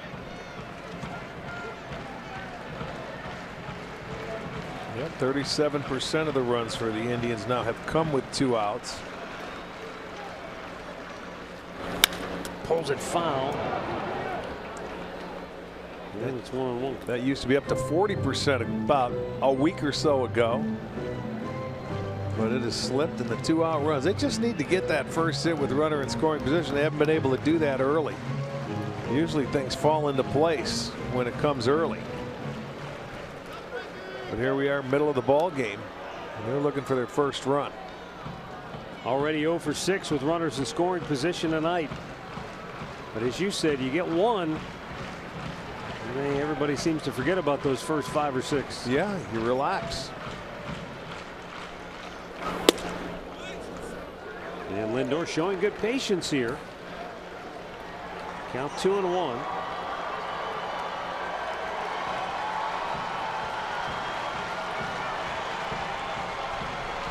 A lot of baseball left in this one. But this big crowd expecting some early fireworks tonight. 3-1. No, they're not giving Frankie any breathing room in there. They're staying inside on him, but he's patient enough to get the count in his favor. He can look for something he likes and get after it if he chooses, or be patient.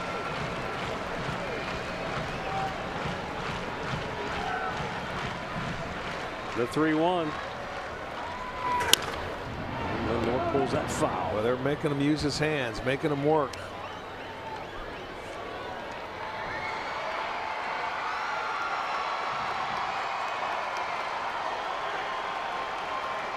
Kipnis will get a head start over at first base. Like Myers is going to just play behind him a little bit, but you just make sure he goes home first.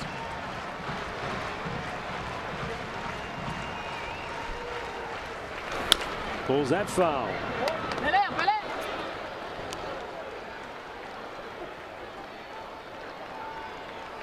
Jose Torres originally signed with Oakland out of Venezuela, and then he came to the Padres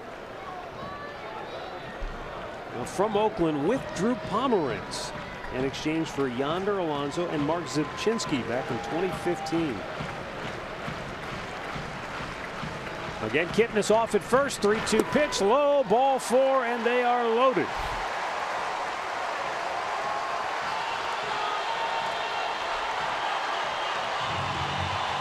Well, the Tigers are going to come in town to lead us into the All-Star break. They'll be here Friday, Saturday, and Sunday, and the first 10,000 fans will receive a Skyline cap courtesy of Key Bank.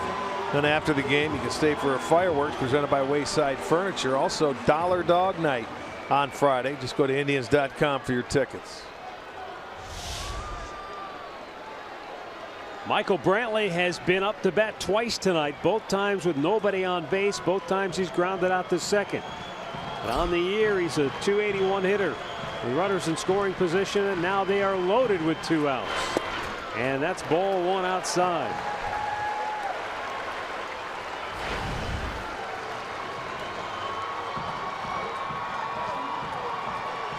Brantley this year 1 for 1 with the bases loaded.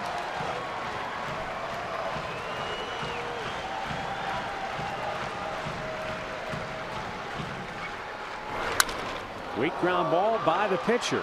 The shortstop Ibar has to hurry, and he got him by a whisker. And once again, the Indians cannot take advantage of a big-time scoring opportunity. They leave them loaded here in the 5th. And it remains San Diego 1, Cleveland 0.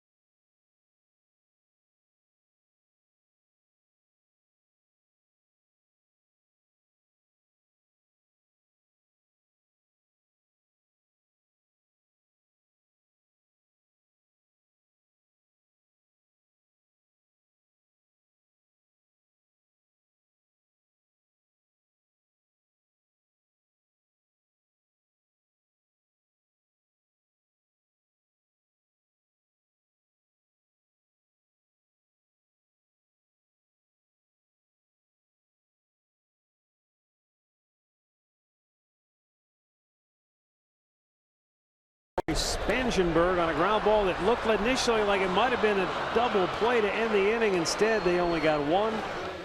And scoring on the play was Hector Sanchez with the only run so far here tonight. And we go to the 6th inning. The top of the order due up for San Diego. And Jose Pirela will lead off. He is 0 for 2 on the night.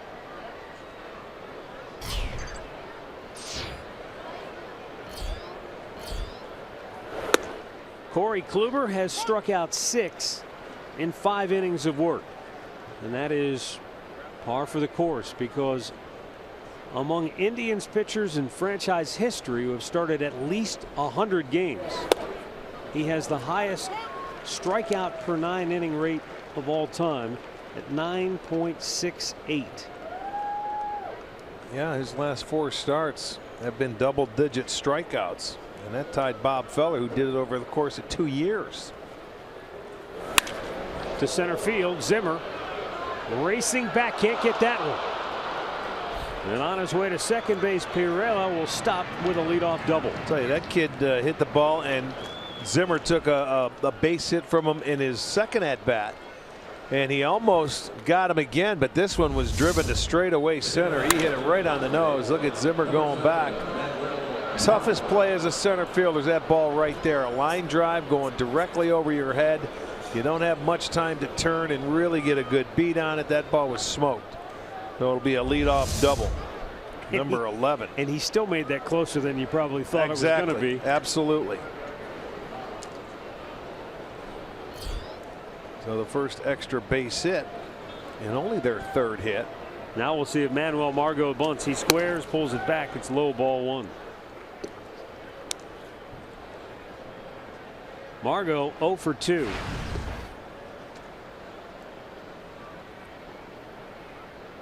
He came in swinging a pretty hot bat, 10 for his last 23 with 3 doubles and a homer. But 0 for 2 so far against Kluber. He bunts it. Oh boy, does a nice job. Deadens that ball. Nice sacrifice. Pereira moves to third, 1 down.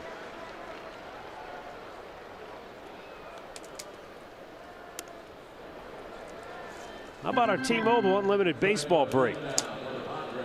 Here's your Home Run Derby participants.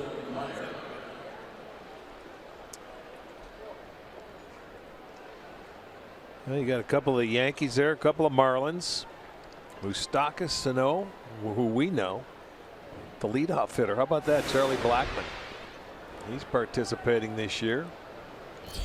Infield in with 1 out. Will Myers has struck out twice tonight.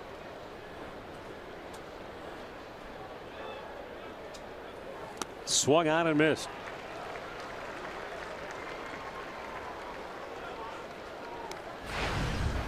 Well, Kluber expanding that zone right there with a man on third base. He knows Myers may get after it. He's in swing mode.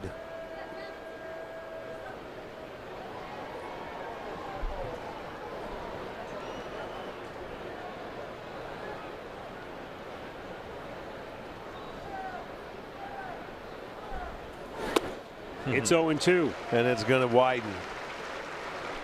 Breaking ball, first 2 pitches has him down on the count, 0-2. So far this year, when Kluber has you down on the count 0-2 on the season, hitters are 103 against him. But tonight, they're 2 for 4.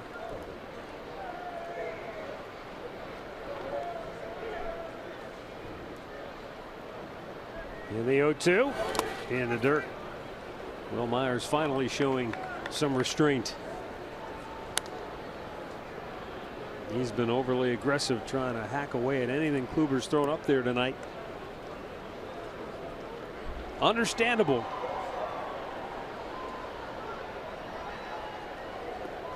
A lot of hitters have that approach. I'm going to be aggressive. I don't want to get in the hole. And the next thing you know, it's 0-2 anyway.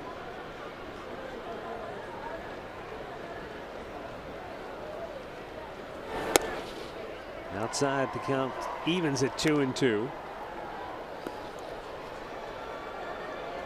Well, he wanted to see if he'd go chase it out there again. He did not. He could come back inside if he wants to try off the plate. But you think eventually he wants to go back to that breaking ball and force him to hit his best pitch, which is the toughest pitch to hit. There it was, and he laid off again, full count.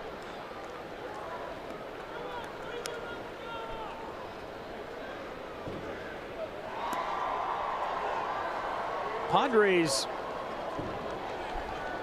personnel believes that part of the problem for Will Myers is A, he's a free swinger, I understand that, but B, with no protection, it's made him even more of a free swinger.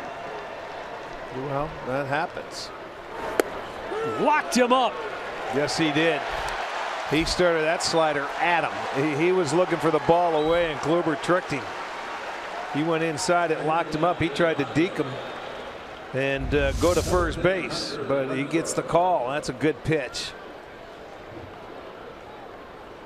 That pitch a little bit harder, not as much break. He tightened it up and started it inside and got him looking. So now a chance to get out of the inning. Hunter Renfroe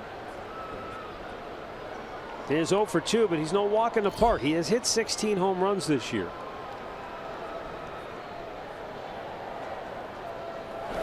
that you kind of get the feeling that, like Myers, a young hitter who will go out of his strike zone and chase pitches.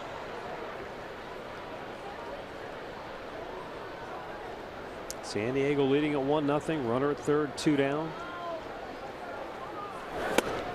And that was just a good fastball. Just challenged him. Well, and it was in. You have to take the hitters off the slider, though. I mean, you can't just throw slider, slider, slider every pitch. You got to keep them honest. You got to use the other side of the plate. He had a pretty good portion of the plate right there, but he got the swing and miss on the fastball. And now it's 1-2. I go back to what Brad Mills said before the ball game about Corey Kluber. He knows his body mechanically. He knows what he can do. He knows what he can't do. No pitcher's perfect all the time. But Kluber's about as close as we've seen in a long time.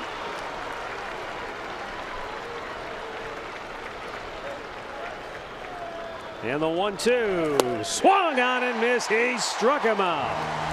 8 strikeouts for Corey Kluber in 6 innings of work. But the Indians still trailing 1-0.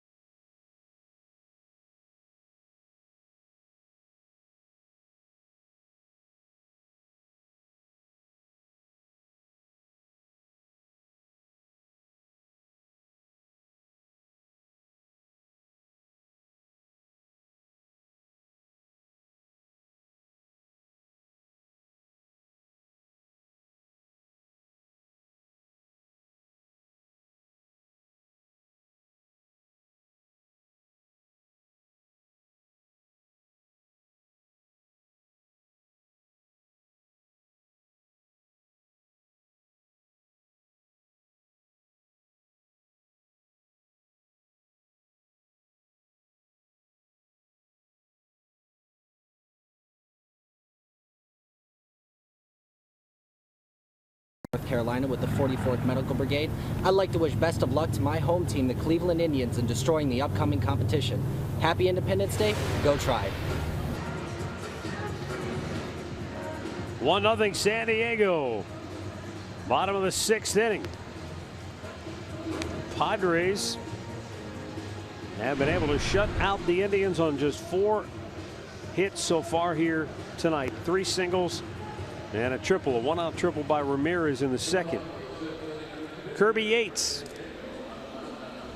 coming on now for San Diego. Jose Torres worked 2/3 of a scoreless inning with a walk. And now you've got Kirby Yates, who has a 208 earned run average. And then behind him, we've got Brad Hand, Phil Maton. Those guys both with ERAs in the 2s. Yeah, Brad Hand is their all-star representative. So that's the A side of the bullpen. Right. Pitch when they're ahead. Edwin Encarnacion looks at ball 1.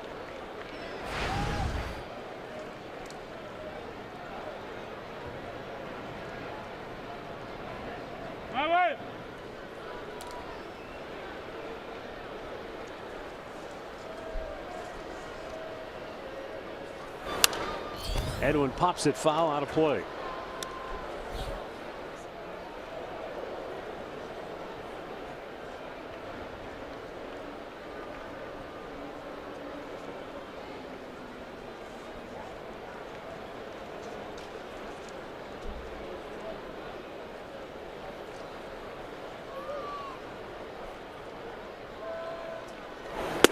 In off the plate.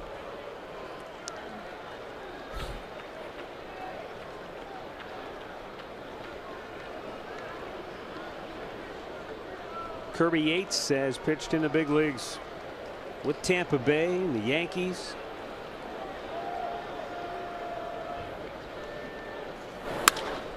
Edwin blasts one deep center.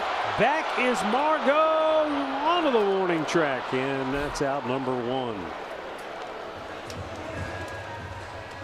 And we'll go down to Andre. Well, before the game, Matt, when manager Andy Green was asked about his bullpen, Kirby Yates was the first name that he talked about. He said he's been the glue to their bullpen. He's helped bring along some of their younger guys. He's a guy that's been DFA'd. He's been all over in different teams. And he says he just loves it. He brings a calm to their bullpen. And it's kind of taught some of these younger guys what it's like to be in the bullpen and how to be successful in a bullpen has come from Kirby Yates. Well, it's nice, and it doesn't take a big name to do that.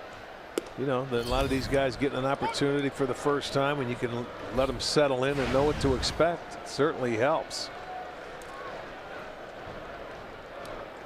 Jose Ramirez 2 for 2 on the night.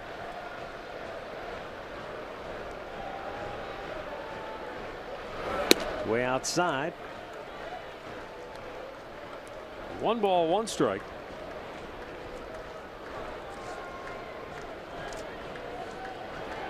Well, you know, the Indians' offense has just been very quiet today. When you think about it, Ramirez has the 2 hits, the triple, and a good single.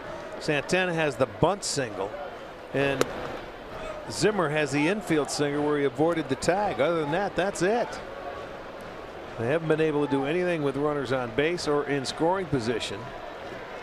Been very quiet to this point.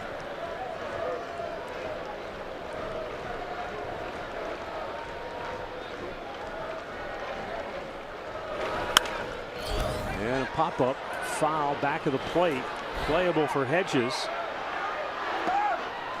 2 down.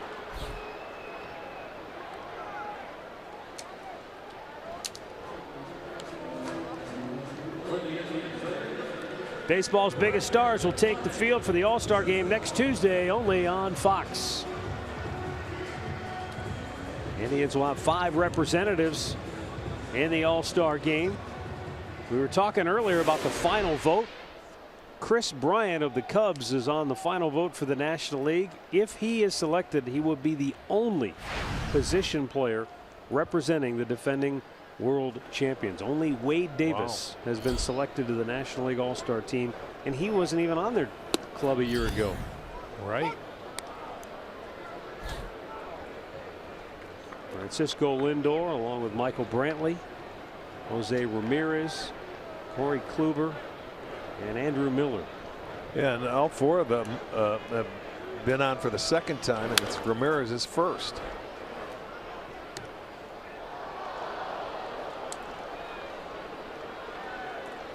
Lonnie Chisenhall 0 for 2 tonight.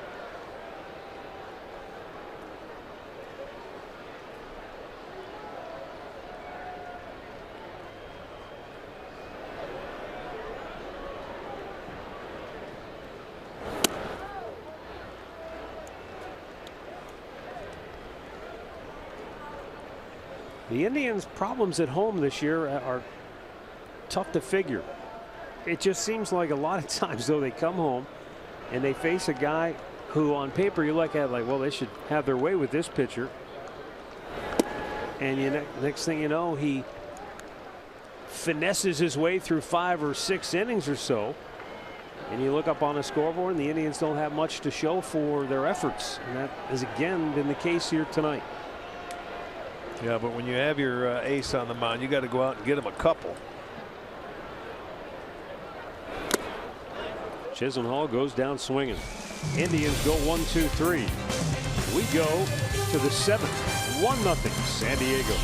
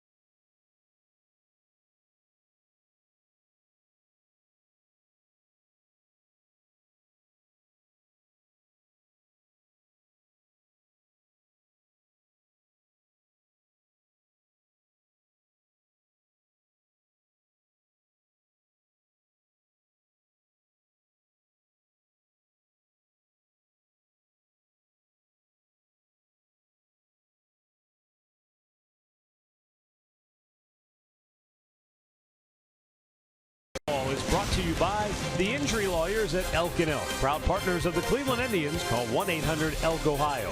By the stylish 2017 Kia Optima. And by Smart Path Forward. Lakeland Community College is your Smart Path Forward. Get started today.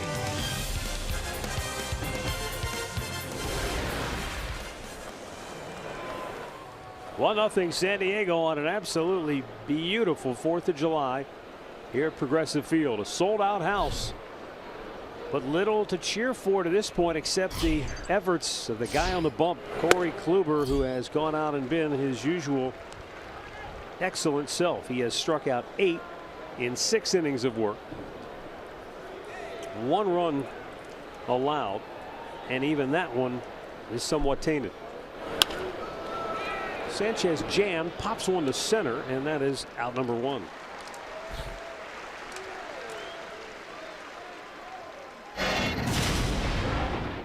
Now go back to the 5th there, and there's a double play that Lindor wanted to go. He didn't make the flip, and it was not hit hard enough to turn it for him.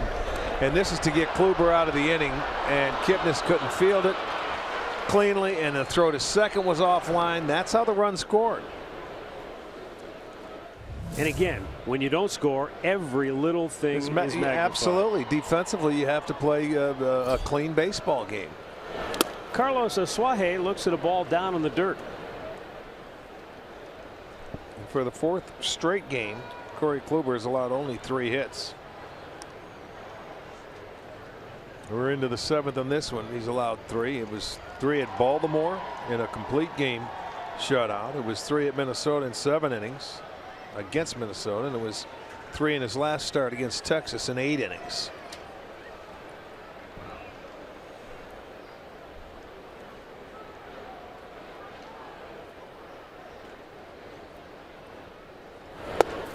Outside corner, 1-1.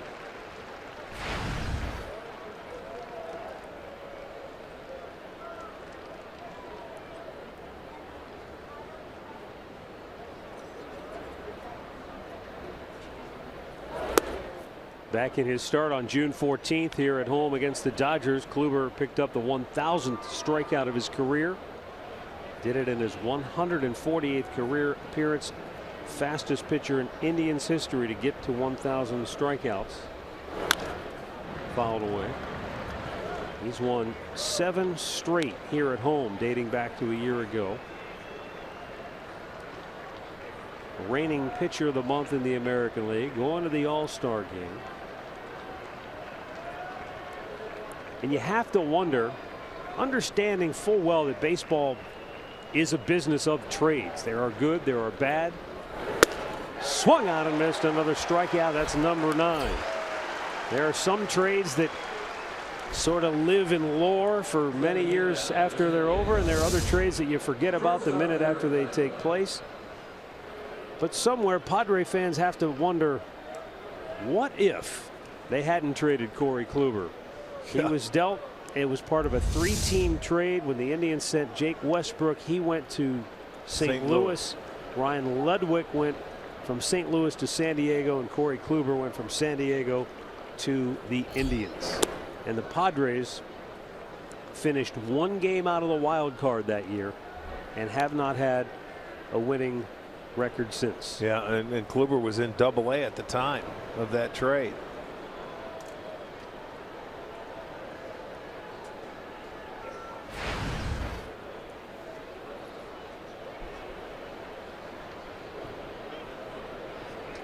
Now the 1-0.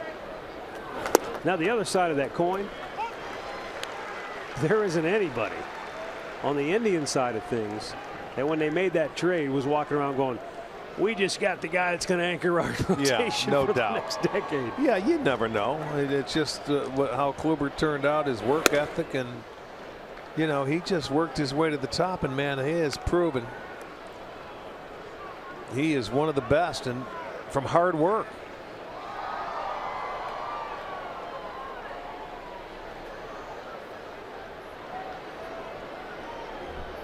2-1 pitch. And a ground ball to Kipnis. The Padres go 1-2-3. Stretch time here in Cleveland. with the Padres leading the Indians by a score of 1-0. And as usual on all holidays throughout Major League Baseball, during the 7th inning stretch, we stand and pay tribute to America with the playing of God Bless America. And here to perform it for you on this 4th of July from the Cleveland Indians is Danielle Danberg. On this 4th of July, so please join Danielle Danberg in singing God Bless America. God bless America, land that I love. Stand beside her and guide her through the night with light from above. From the mountains to the prairies, to the oceans white with foam. God bless America, my home, sweet home. God bless America, my home, sweet home.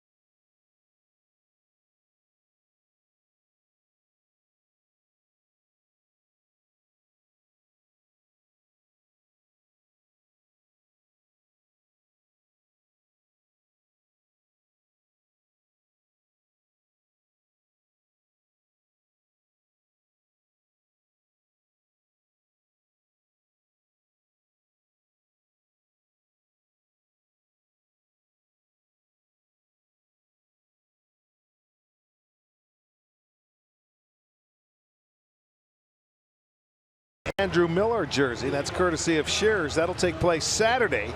The Indians will play the Tigers. Stay after the game for a classic rock-themed fireworks. You can visit Indians.com for the tickets.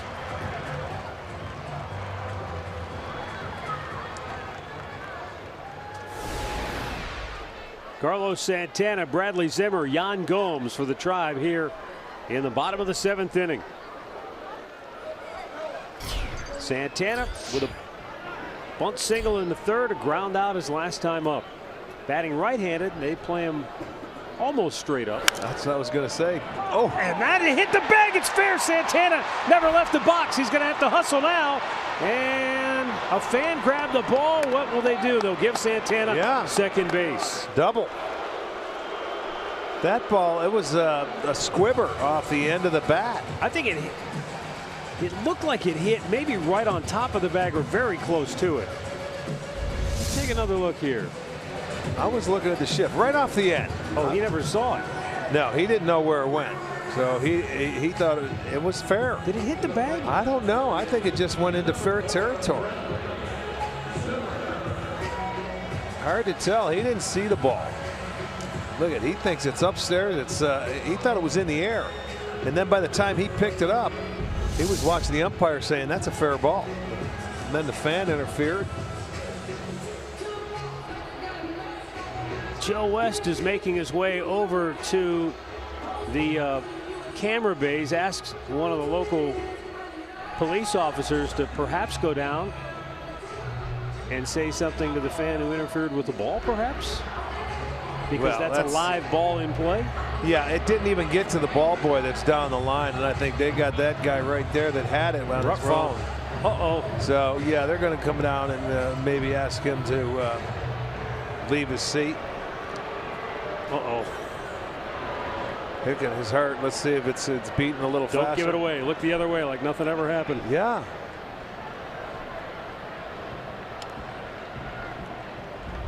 Meantime.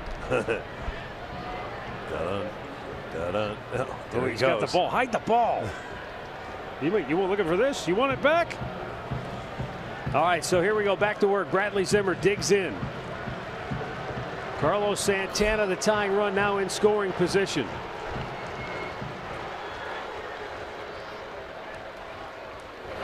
Showed bunt, took a strike.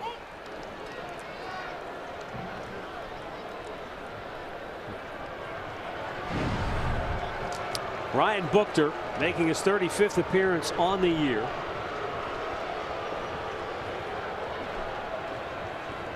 Last pitched on Sunday and gave up a season-high 3 hits.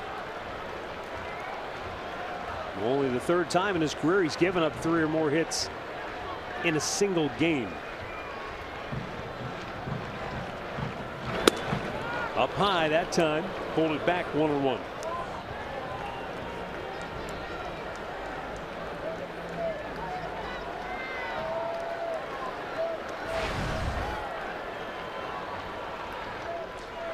Well, the Indians with 5 hits, Santana with 2, Ramirez with 2, and Zimmer has 1.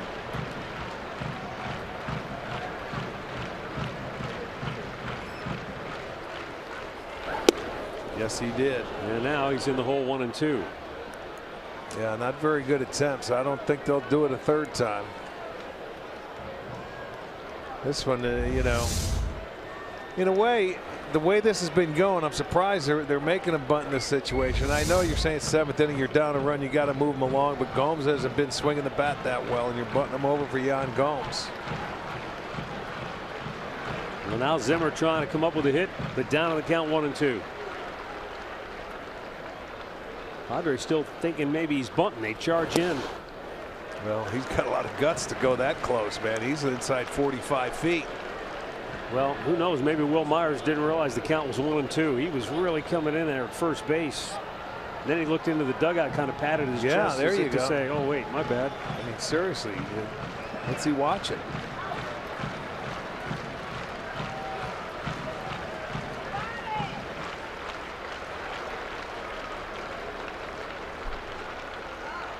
The 2-2 out of play to the left.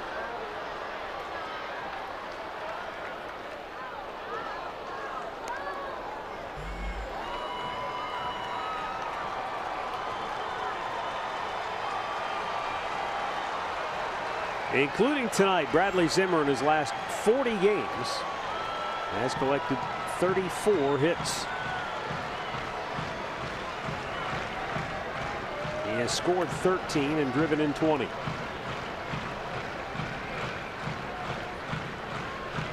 And the 2-2 got a piece of it, stays alive.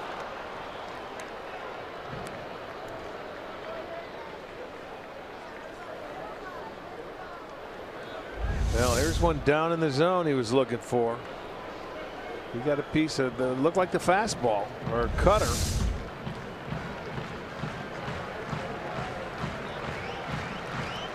Might have been a little cutter there.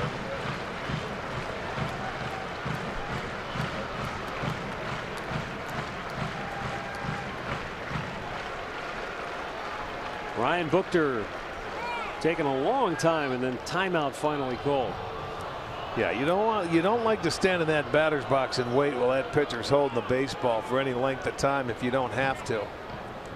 He comes set. He was holding. He doesn't want Santana taking off over there because a lot of times base runners will try and steal off a left-hander. It's much easier to steal third than second. Threw it by him. And that's a 95-mile-an-hour fastball from Ryan Buchter, and there's out number one. Well, he elevated the heater as well, got it above the belt, and he just challenged. He went right at him, man. 2 strikes after he went down with a cutter. He says, there it is. Well, they keep the man at second base. They get the first out.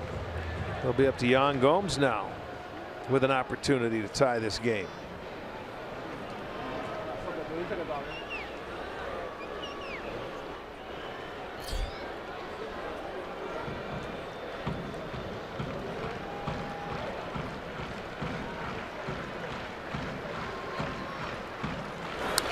Fouled right back. Makes you wonder, though, sometimes what happens to a guy during his career. For example, Ryan Buchter was a 33rd round pick of the Washington Nationals in '05. 3 years later, they traded him to the Cubs. 3 years later, Cubs traded him to the Braves for Rodrigo Lopez. 4 years later, the Dodgers signed him as a free agent, minor league free agent. Then he was released by the Dodgers. He signed back with the Cubs as a minor league free agent. And then last year, the Padres signed him and put him on the roster, and he went out and pitched in 67 games and had a .286 ERA. Left-handers are like cats. They have 9 lives. They really do. And you say he signed in 2005? Yeah, originally. Okay, so that's swung 12 years ago. He's been around.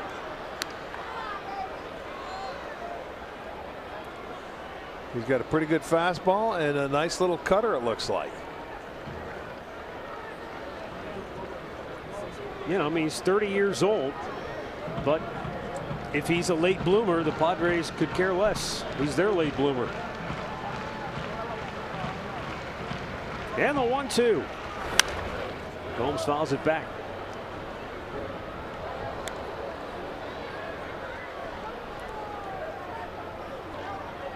Well, the last couple of homestands, the Indians have had some very nice crowds out here, and they haven't been able to get them into the ball game. They've been awfully quiet, not a lot of offense to speak of whatsoever.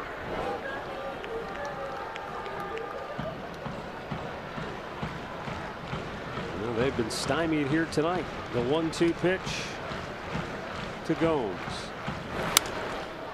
High pop foul out of play to the right.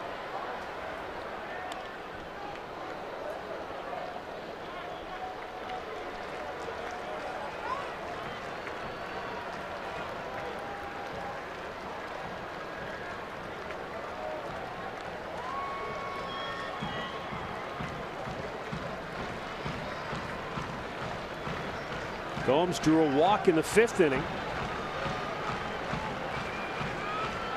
But he's behind here 1-2.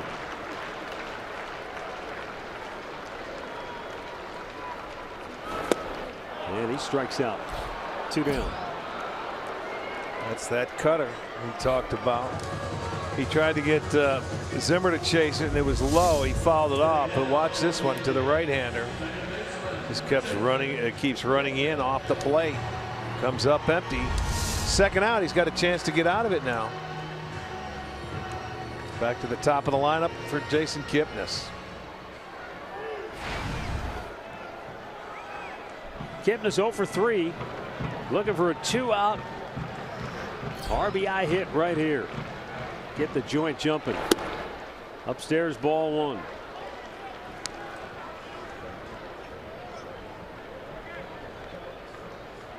Kipnis has batted .280 on the year coming into tonight with runners in scoring position. But 0 for 2 in those opportunities so far tonight. Well, he's got the count in his favor, 2-0.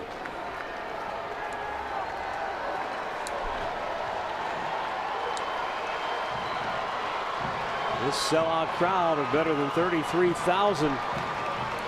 They want a reason to get up and roar.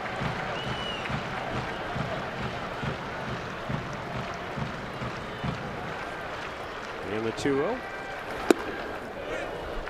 That is called a strike, but Kipnis says, I don't think so. And Alan Porter kind of. Well, 2-0 count. You're looking for your pitch, and he might have caught a break. That was out of the strike zone, a little low.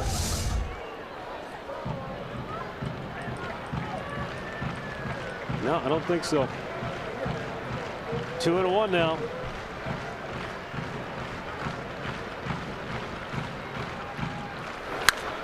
And popped him up. First baseman Will Myers. Leadoff double. And Santana never moved from second base. We go to the 8th, 1-0 Padres.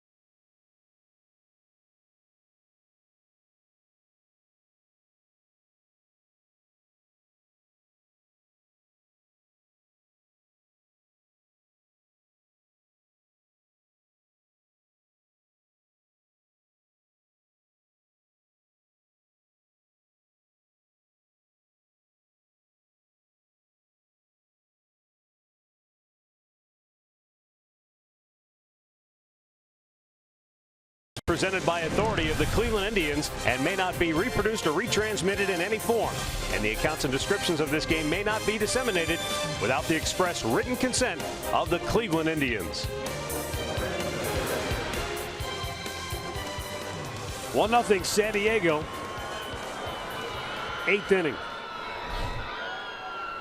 Corey Kluber has retired 6 straight. And he's got the number 8 hitter, Corey Spangenberg, to lead off for San Diego. Bullpen is quiet. Kluber, his 87th pitch of the night, is fouled back.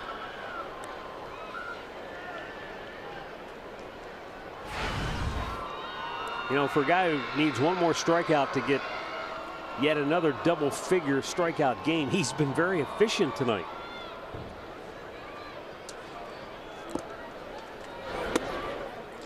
Yeah, you remember they came out and swung at the first pitch of the game off him, and you would expect a lot of young hitters to do that. He has 4 consecutive games of 10 or more strikeouts, and he's sitting on 9 right here. A little high. 10 outs on 3 pitches or less, as he always does, it seems.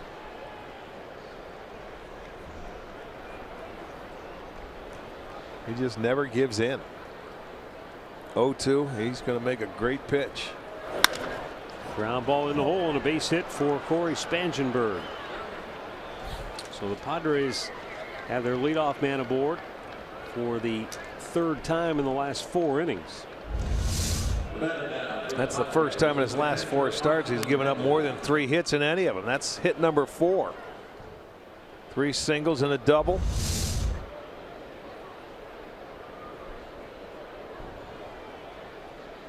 And at this part of the game, I would have to think that something has got to give for San Diego. They have the lead. I'm not saying they're going to go out there and run wildly, but I have a feeling that they're going to put something on here because they're getting the number 9 man here and then roll it over to the top of the lineup. Austin Hedges swings and misses.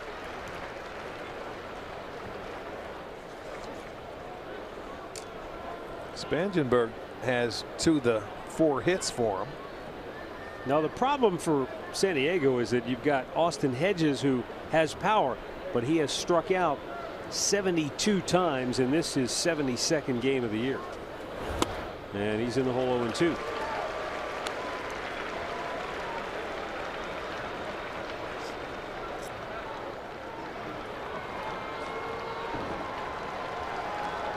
Corey Kluber,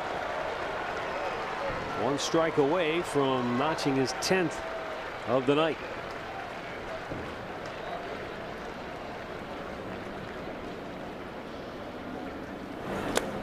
And Gomes goes down to block it. You know, we told you Kluber has, when he gets a hitter down 0-2, they're hitting just 103 off him on the year, but San Diego has 3 out of their 4 hits after being down in the count 0-2.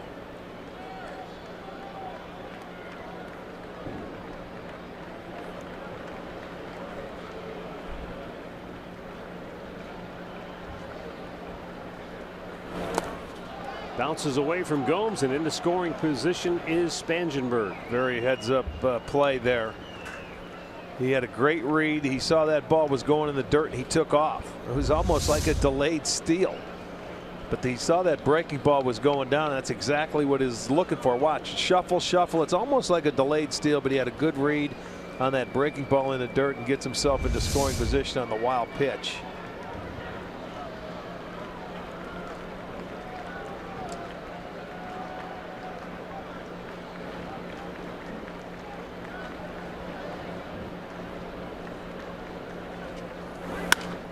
Hedges shoots it foul.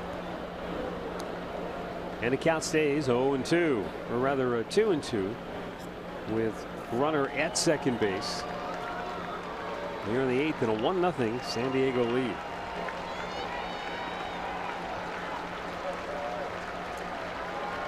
Hedges was down 0-2. Kluber trying to get him to chase a couple of those breaking balls. He wouldn't do it.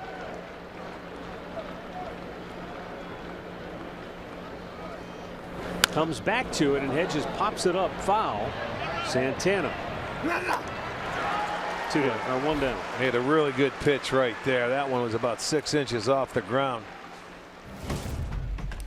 It's Miller time, brought to you by Miller Lite. Well, you just watch the movement, watch the swings and misses. It's a typical Corey Kluber night. There's the fastball, able to hold on, but you go to that breaking ball. And that is his bread and butter, and it's just a tough pitch to hit. 9 strikeouts, just 1 walk tonight for Kluber. 19 swings and misses on the evening.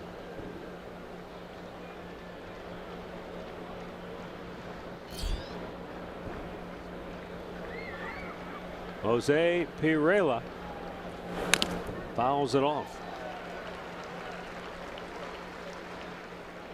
Pirela's had maybe as good a swings as anybody tonight against Corey Kluber. Grounded out on the first pitch he saw to start the game, but then in the 3rd he sent a scorching line drive to center field that Bradley Zimmer leaped in the air and caught.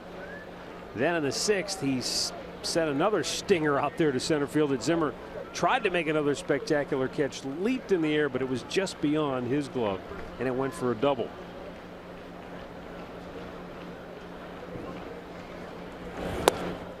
Great pitch. It's 0-2. Yeah, he's expanding that zone now. He was in the zone twice for him, and he hit 2 bullets. So now he threw him the 2-seam fastball to get him to foul it off, and then the slider right there, or the curve ball, whatever you want to call it.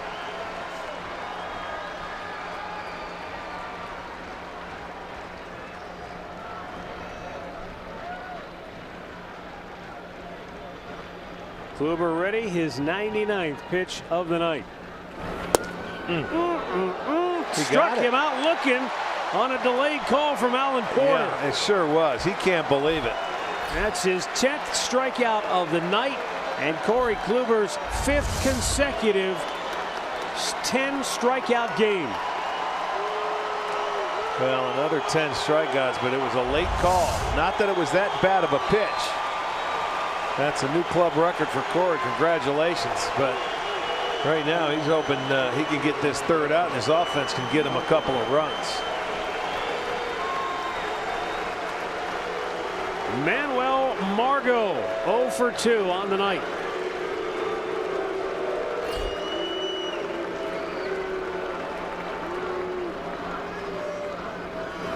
In the dirt, another good pick by Gomes.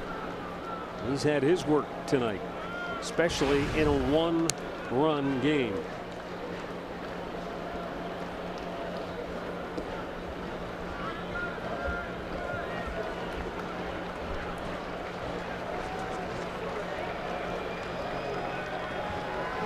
"13 times Gomes has had to go into the dirt and knock one down, keep it from getting to the backstop.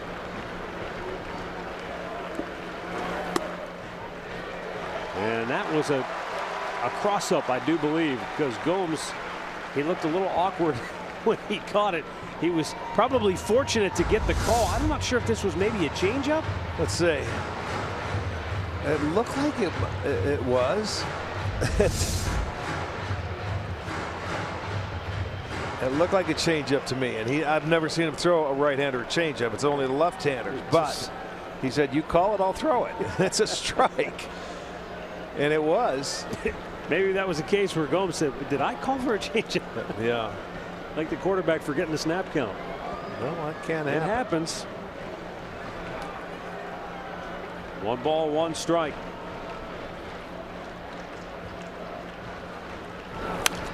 And Margot with a good cut fouls it back. Kluber, 5th straight game. Archie's also gone over 100 pitches. Yeah, and you know, just this is a typical Corey Kluber start. Boy, he spoiled everybody. After coming back after that month, he's been unbelievable. This is also the 3rd time in the last 4 starts. If he gets one more out, he'll have pitched at least 8 full innings.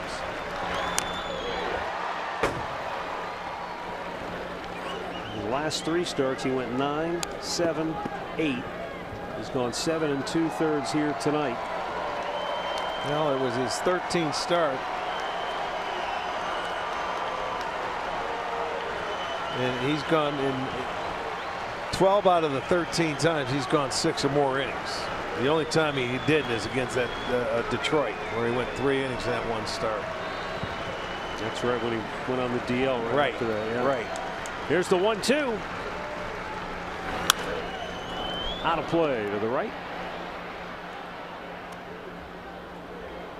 There's the fastball to take him off the slider.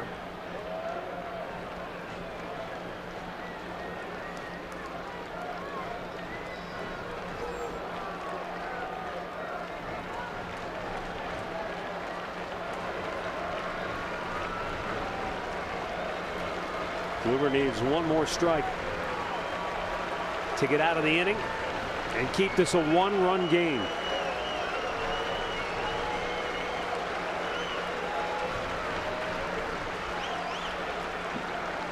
The 1-2 pitch. Weakly grounded to third. Ramirez has to hurry. Pulled him off the bag. Santana's coming home with the throw, and he's out at the plate. But Andy Green made challenge. I'll tell you what, it was a goofy looking play because at first Spangenberg looked like he was going to give himself up. And then he tried to slide between the legs of Gomes at the last second. The umpire, Alan Porter, right on top of it, signaled out. Andy Green says, hold on. And they're going to challenge.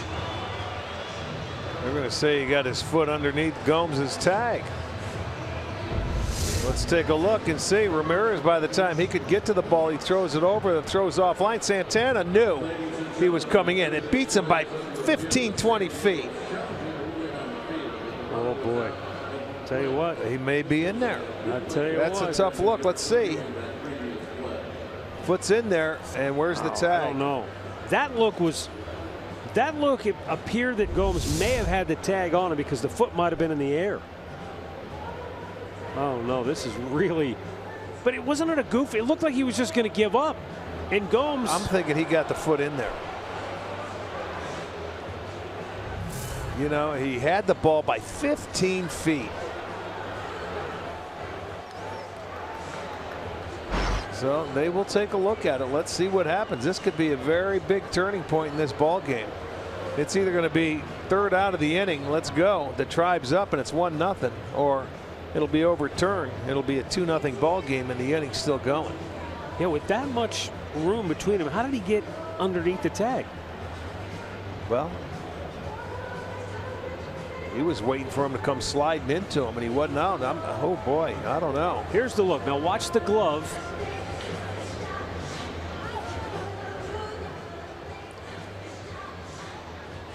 Well, it's not going to make it easy on the replay guy. It's not exactly clear and convincing,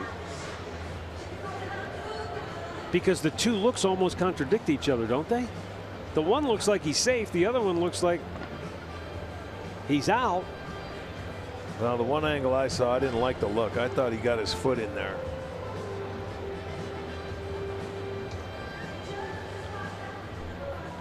And it was just looked like a routine play. Should have been. Although they were playing deep, and even when you come with Santana with the throw home, he had to be 15 feet away from the plate, so he should have easily been out.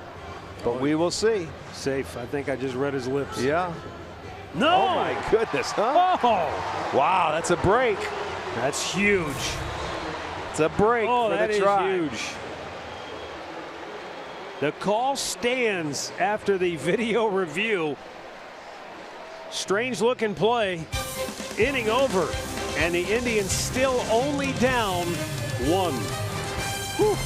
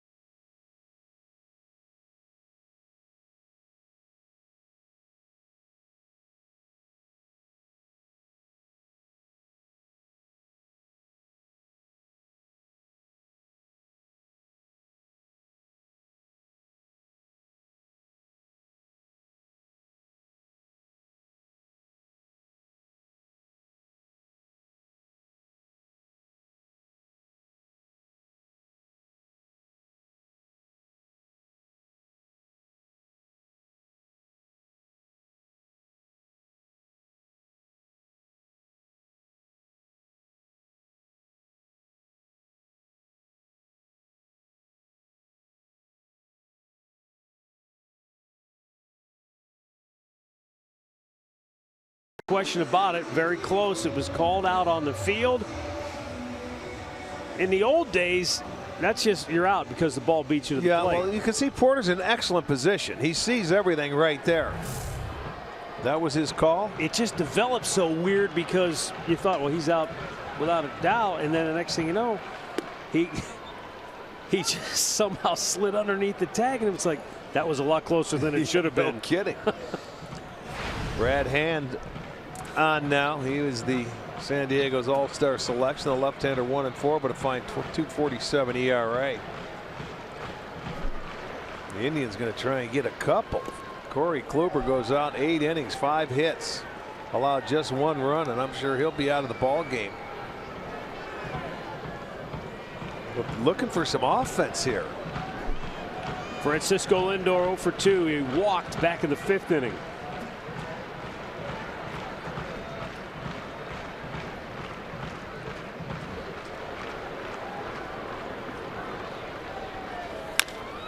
chops it foul.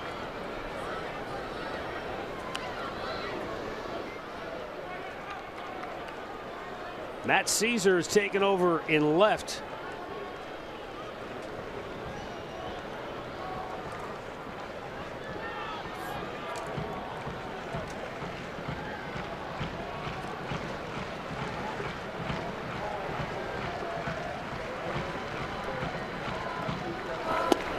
And Lindor down swinging. One away.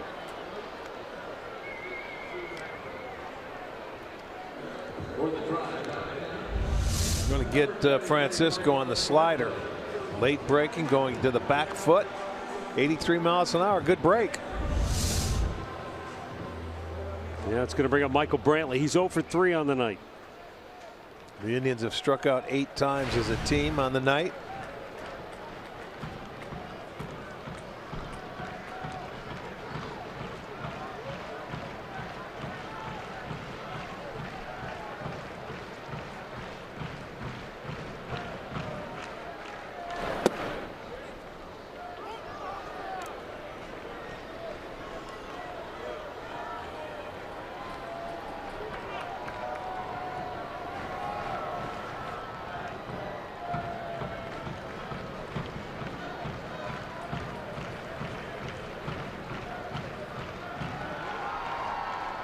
Brad Hand, the 0-1.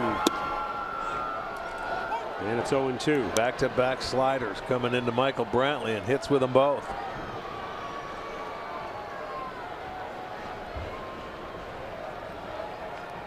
I know it's a team game and everybody's got to pull their own weight. But boy, it just sort of jumps out at you when you look down on the 1 through 4 spots in the Indians order tonight. 0 for 12.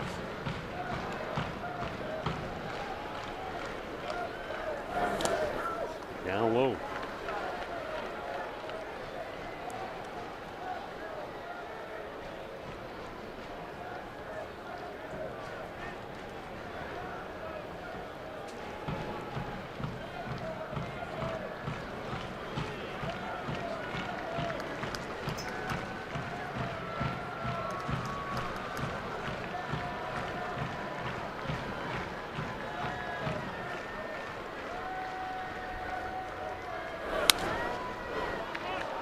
Brad Hand, how's this for irony, right? He was born in Minneapolis, still makes his home in the state of Minnesota, has played his entire career in Miami and San Diego. Well, he likes the winter times if he's still living there. Can't get much out of where he's been. He's in the 2 most tropical, beautiful climates, maybe in the U.S. But I still like my winters in Minnesota. No 1-2. Blew it by him. And his Padres bullpen continuing to do what it has done through most of the season. Storylines brought to you by Mazda. Padres second in the National League in strikeouts. They have not disappointed. They have whiffed 10 times against Corey Kluber. Jose Ramirez fourth in the American League batting race. He has not disappointed. He's 2 for 3 with a triple. Yeah, but the rest of the hitters have sort of disappointed. Santana has a pair of knocks with Ramirez.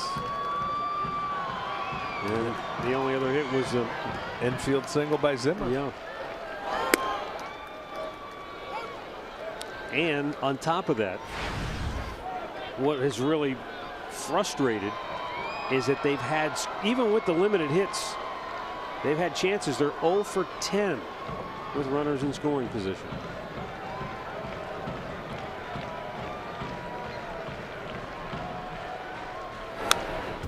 Yeah, they had the leadoff double from Santana in the 7th.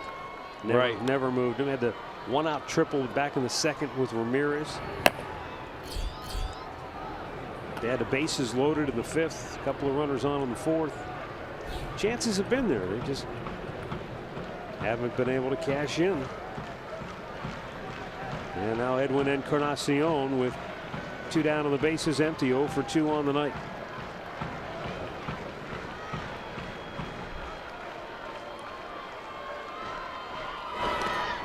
And that slider's in the dirt.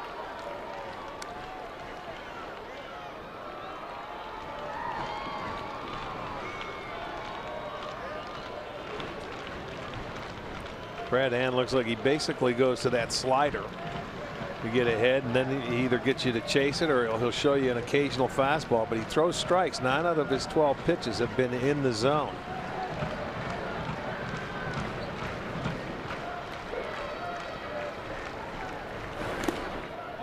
Another one in the dirt. I'll tell you, Hedges behind the plate has had a workout tonight, hasn't he? He's going to be sore after the ball game, as many balls as he's had to sit down and block and stay in front of. He's done a great job doing it too. 18 balls have been in the dirt out in front of him. And he knows when he calls slider, it's got a good chance to be 19. Oh, got him looking. Brad Hand strikes out the side. And we go to the ninth. 1-0 San Diego.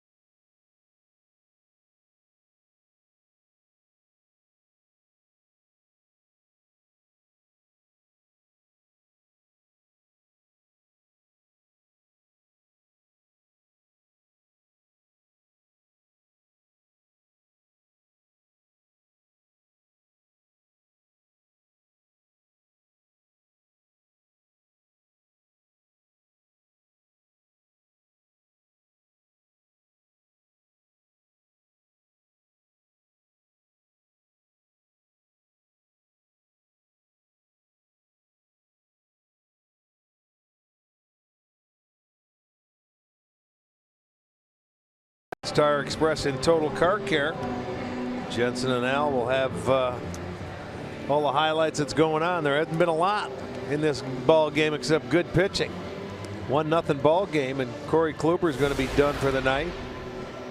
And they will go out to Cody Allen, who's going to come in here and face Myers, Renfroe, and Sanchez as scheduled hitters.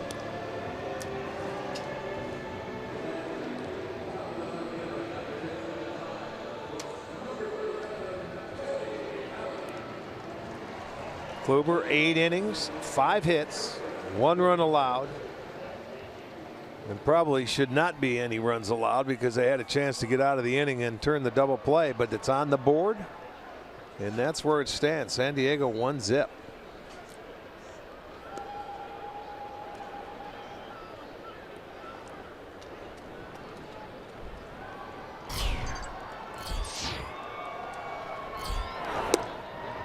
Will Myers tried to check. That's a strike. He has already struck out 3 times tonight.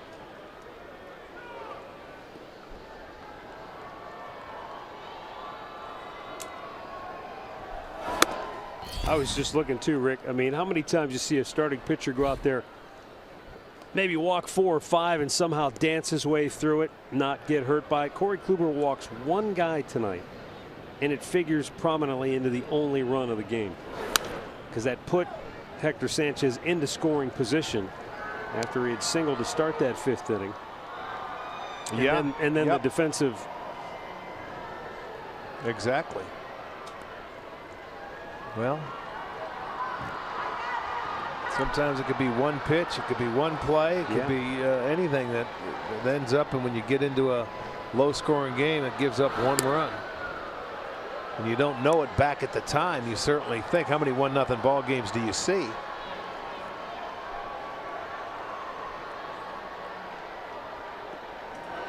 But again, for the Indians, having a tough time scoring at home.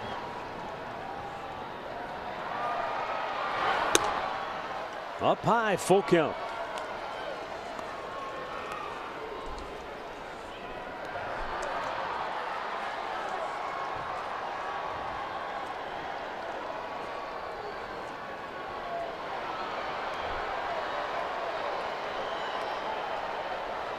And a 3-2 pitch got him looking. He must have been looking something else because that fastball was right over the heart of the dish. And Myers looked like he was starting after it but couldn't pull the trigger. Had to be looking curveball, but he comes right with a fastball down the chute. I mean, down the middle of the plate. He challenged him. He ended up swinging at that anyway, but 4 times tonight he has gone down.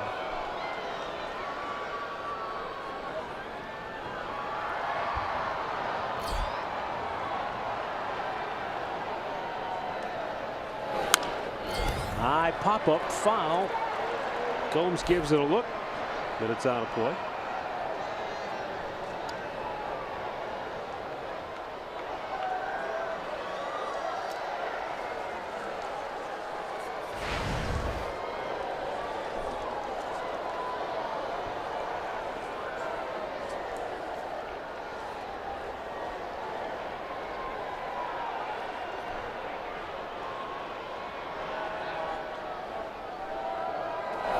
Swung out and missed, threw it by him. Rareback challenged Renfroe with a fastball and he couldn't catch up.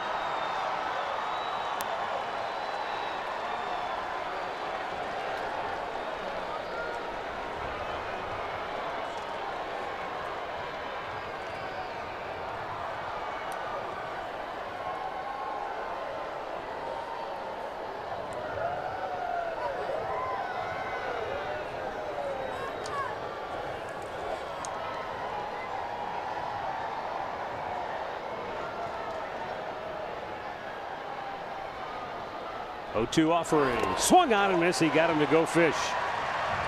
Gomes throws to first, 2 down. Let's go down to Andre. For you people that are still curious about the Cody Allen, Andrew Miller movement or how they've been used over the last week and a half, Terry Francona still stated on Sunday that things are the same. He just wants to take care of Andrew Miller at this point in time. He doesn't want to get Andrew Miller up unless he's pitching. We've always heard him say that. So he's going to continue using Cody probably first, unless he knows for sure that when Miller gets up, he's coming into the game. All right, thank you, Andre. Hector Sanchez looks at a ball inside.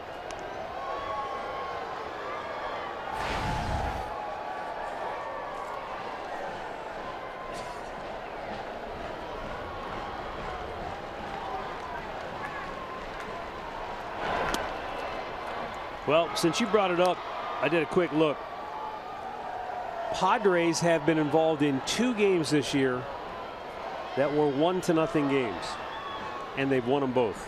One against Arizona, one against the Detroit Tigers. There you go. You look at offenses, and you know Arizona's got a heck of an offense. That was Jolie Chassin that beat Zach Greinke back on April 19th. But then, not long ago, June 23rd, in San Diego, Luis Perdomo beat Michael Fulmer 1-0.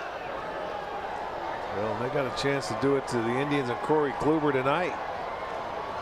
If this stands, it would be the 3rd game the Indians have been involved in. High and foul. Is it playable to Ronnie? No. Tribe's 2 games, Rick. May 7th in Kansas City, Mike Clevenger beat the Royals 1-0. His first start. And then right after that road trip, they came home. First game of the homestand, May 12th against the Twins. Irvin Santana beat the Indians 1-0. So they're 1-1. But both of their games came within a span of a week. Even more rare, probably. Yeah. Well, it's he chased it. And Gomes will flip to first. Cody Allen strikes out the side. Now, can the bats awaken from their slumber?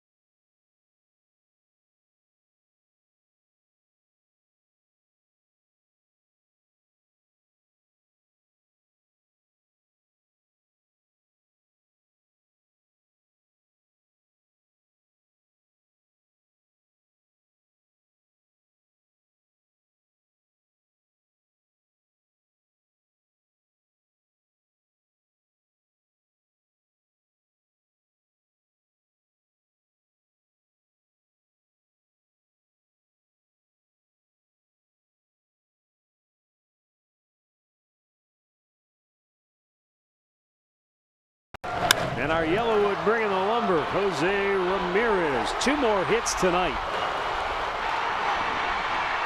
One extra base hit that he leads the American League in that department with 46. Found the hole between first and second to send the runner to third. So he has 2, and he's going to be leading it off for the Indians. And they're down to their last 3 outs. They're going to be facing the closer for San Diego, Brandon Maurer. Jose Ramirez now in his last 21 games, including tonight, is hitting .453. Swings at the first pitch, and it's just foul. Oh, man, right past the bag. But Nick Lentz right on top of it, immediately signaling foul ball. Well, it did not miss by much. Boy, oh boy, that was close.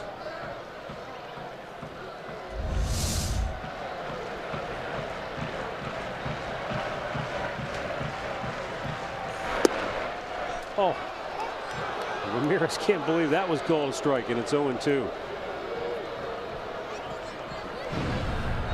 Brandon Maurer's either been really good or really bad, thus the 6.12 ERA this year. You can see he's saved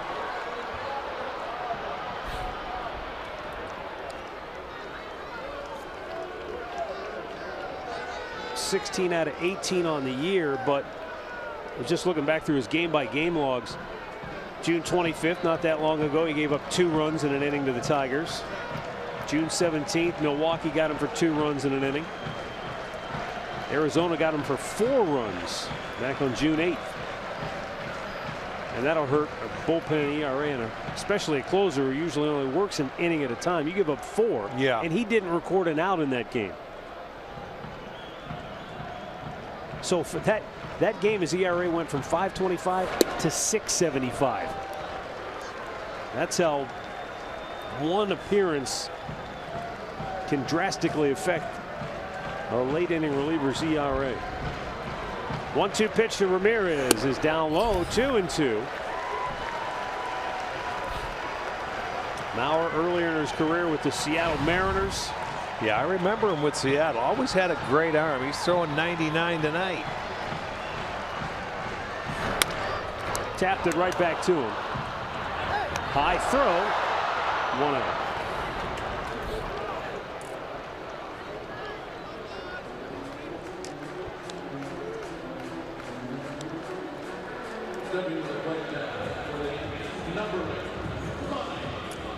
Now Lonnie Chisenhall is going to bat 0 for 3 on the night.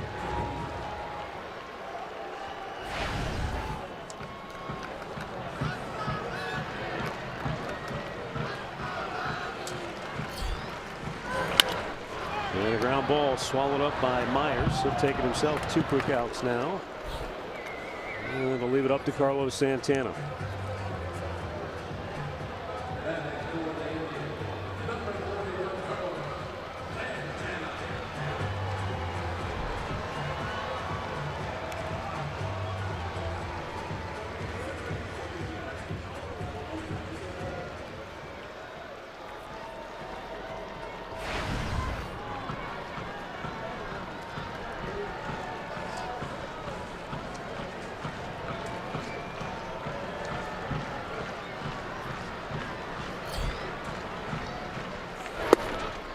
And Carlos Santana takes a strike.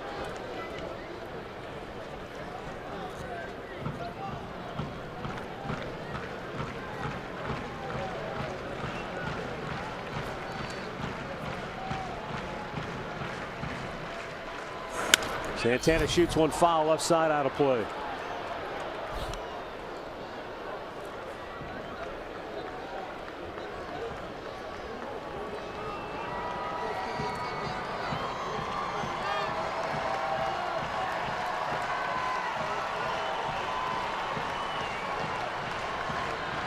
The 0-2 is down in the dirt.